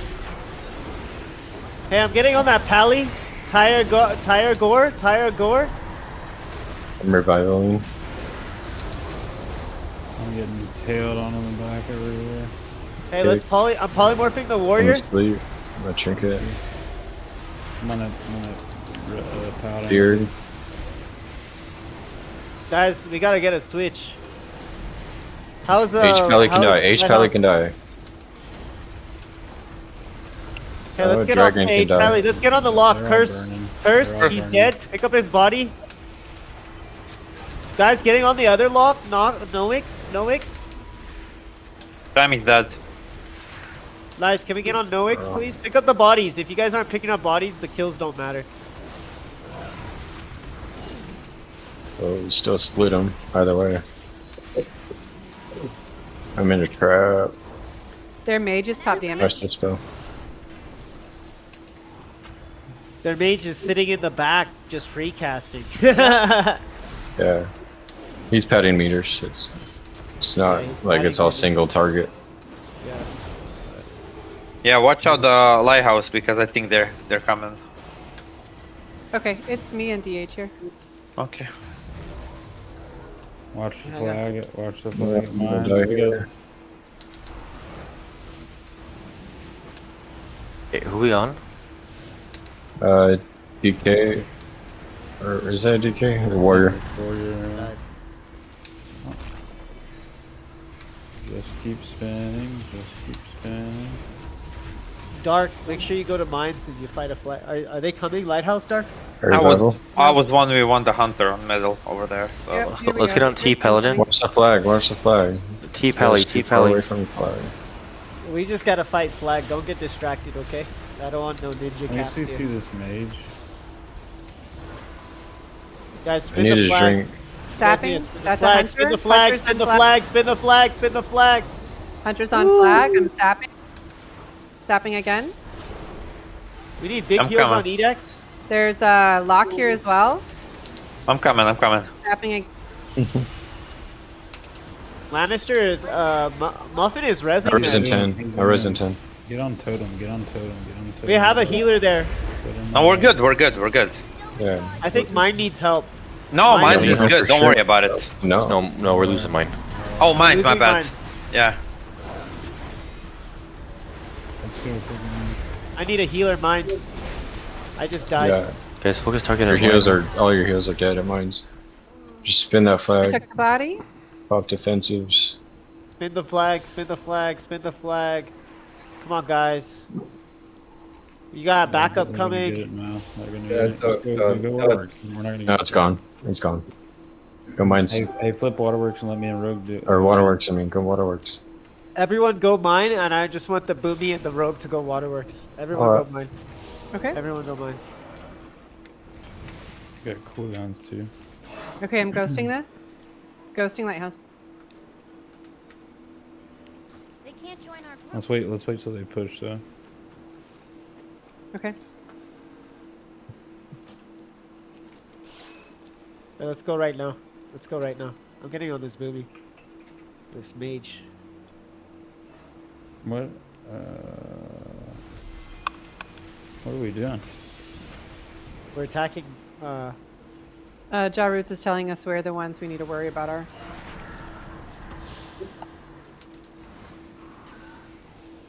That's what I mean by does the DH have columns? No one's gonna look at his little texting. Okay, who we on? Who we on? Let's get on that boomy. He's just Disarm. fucking wrecking. Fuck. Dead. I'm clone. I trinket the clone. Rogue, you have anything or? Hey, Boomy, X Boomy. Kidney. Alright. Alright. He's. Cat. Damn it! I want. Come on, Zev. I'm down. I'm down. Clone and healer.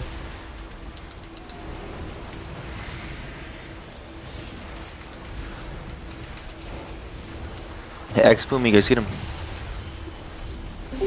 Alright, CC. Big CC damage, him, X CC him. Boomy. Trap him. Trap him. Trap him. Trap him. Trap him. He's trap him. switching. Yo, let's switch. Let's How get much? on I got no this. trinket. Let's get on this shaman. Fuck. Damn, is our Oh, healers Oh, out? did, Fuck. man, what the fuck? Peel, peel, peel. Just kill. Kill. Yeah, good He luck already killing, dude. bubbled. They're gonna peel. He already bubbled. He already bubbled. He already bubbled. I know. They're on their way. Our other healer needs to step it up a lot.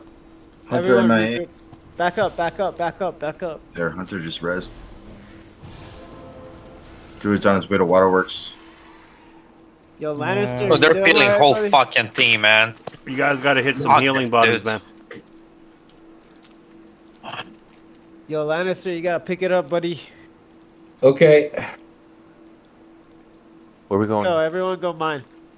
Everyone go mine. Stealth team, I need you guys to stop hitting that base for a second. I need you guys to peel just off. need me and the rogue. Just leave me and the rogue. Everybody go team fight. Just leave me and the rogue. Yeah. Go fuck around. Yeah, I need yeah, the yeah. rogue CCs. Yep. Wait, regroup, guys. Hey, wait, there's the mage right here. Yo, let's kill this mage. He's by himself. Let's fuck it. Yeah, he's our top damage. Hey, can we Regroup shatter and go throw low. this Edax? Yeah, nice. I don't have it. He's an assassin. Regroup and go water. He's dead. Can you pick up his body? We're going back mines. Yeah, we're going back mines. He just died. We gotta pick. Can our stealth team go hit Hunter, Rogue, Boomy, go give me hit the rogue, Waterworks. just give me the rogue, Hunter, just give me the Rogue, rogue. Boomy, hit Waterworks, ghost it, go hit it. Thank you. Get on there, Hunter here. Get on there, Hunter here. He's just fucking aim shot. Look at this rapid fire bullshit.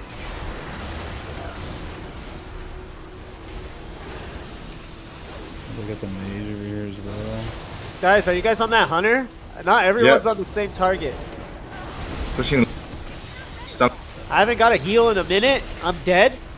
What? Are you ready, Rogue? I don't know who else they have over I there. am here. We I don't have know who else they have Tigor, here. the healer. I'm gonna sap. Yep. Both our healers are dead. Did we just push into mines without a healer, or CC what again. happened? CC again. Let's Up. sprinkle. Yeah, you all were too Lightning? busy looking at the fucking mage. Alright, hey, you get ready. You get ready. And- Oh, I killed. We killed him a long Just time reset, ago. So. reset. They're peeling mid. Yeah, that's fine. How long till you got sap, DR? 1 I have second. Go, sap go, now. go, go, go, go, go, go, go, go, go, go, go, go, go, go. Sapped? Get me out of that. Cheap. Cheap. Kitty? Beautiful. Hey, go, go, go, go, go. We need Heal, healers. heal, We need heal, transport. heal, We need heal. people. We need We're not gonna spinners. I'm hold this coming. long. Yeah, yeah, just spin. We're coming, bro. I'm almost there. Stunned, I'm stunned, I'm stunned. I'm dead, I'm dead. Spin, spin, spin. I'm here. I got the spins. Okay, I'm resing Lighthouse. All right, Dark, you got this. Yeah, I'm good. We don't have this. Yeah, I we need don't help. have this. We need help Where we over at? here. We're just Yeah, triple we gotta R. focus target, guys. Go straight to flag, go straight to flag. Waterworks, go, go, go. Get the T-Pally at Waterworks. I'm just Go, arcane Hunter, blasting the Hunter, Hunter, you flag. can go. Hunter, you can go. I'm up in 1 T-Pally. second. T-Pally Waterworks. Not mines. Go Waterworks. Go Waterworks. All right, monks, just No. let the DPS spin here. Stay alive. T-Pally, T-Pally. 2 at Focus each T-Pally. base. All right, we're I here. don't want to we're get here. ninja cat. Hunter, just go. I'm died. spinning. Survive. Everybody on the lock. I stun. Hunter, Yeah, on the flag, Hunter, there's stop fighting people there. trying to- Dark, don't fight there. Go I'm to not the fighting, flag. dude. I'm fucking floating, dude. Like 3 people are telling me 3 different stuff.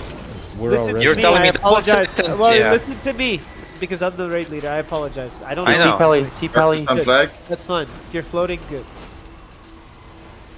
I'm on the. I'm dead. Spin flag, guys. That's all we have to do. Good cap. Right, Spinning, come in spinning. mid. We win in a minute if we can hold it. Yep, yep. Damn spinning, it. spinning. Guys, you gotta Yeah. focus target. Get that T-Pally. Big heals. Big heals. Blur. AoE stun. Novak can die. Novak's dead. diamonds. I'm on the hunter. Spin, spin, spin for the win here for a Spin, minute. spin for the win, guys. Hunter, spin. Boomy, spin. Just spin the flag. Spin the flag. That's all we have to do. Spin the flag.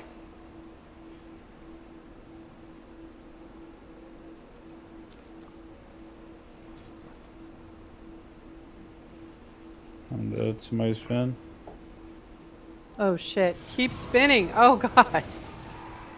We're down to our mage, We're good. our monk. We We're good, win we're with good. 1 now.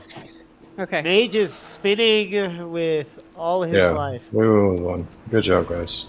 Good job. Replace Demon Hunter and the other monk, please. Everybody should be at our last base. Even That's the only Hunter place is we actually should be pretty now. good. But yeah, the other monk. Lannister, buddy. My Well, why boy. is he typing the whole time? I don't know. I don't know why he's typing. That shit's crazy. Great ninja cap, guys. I only That's had what you time call for a one stealth game. team. You called me out of a game of StarCraft. Who? Who did I call you out of? Train me, please. When you whispered me, I was logged into StarCraft. That's my husband's game. He loves that game. Alright. GG's. Thanks Good for the job, game. Frank. I'm still playing. If we're still playing, I don't know. Oh, me too. Yeah. Yeah, we just farmed it. Alright, let's go back to doing math.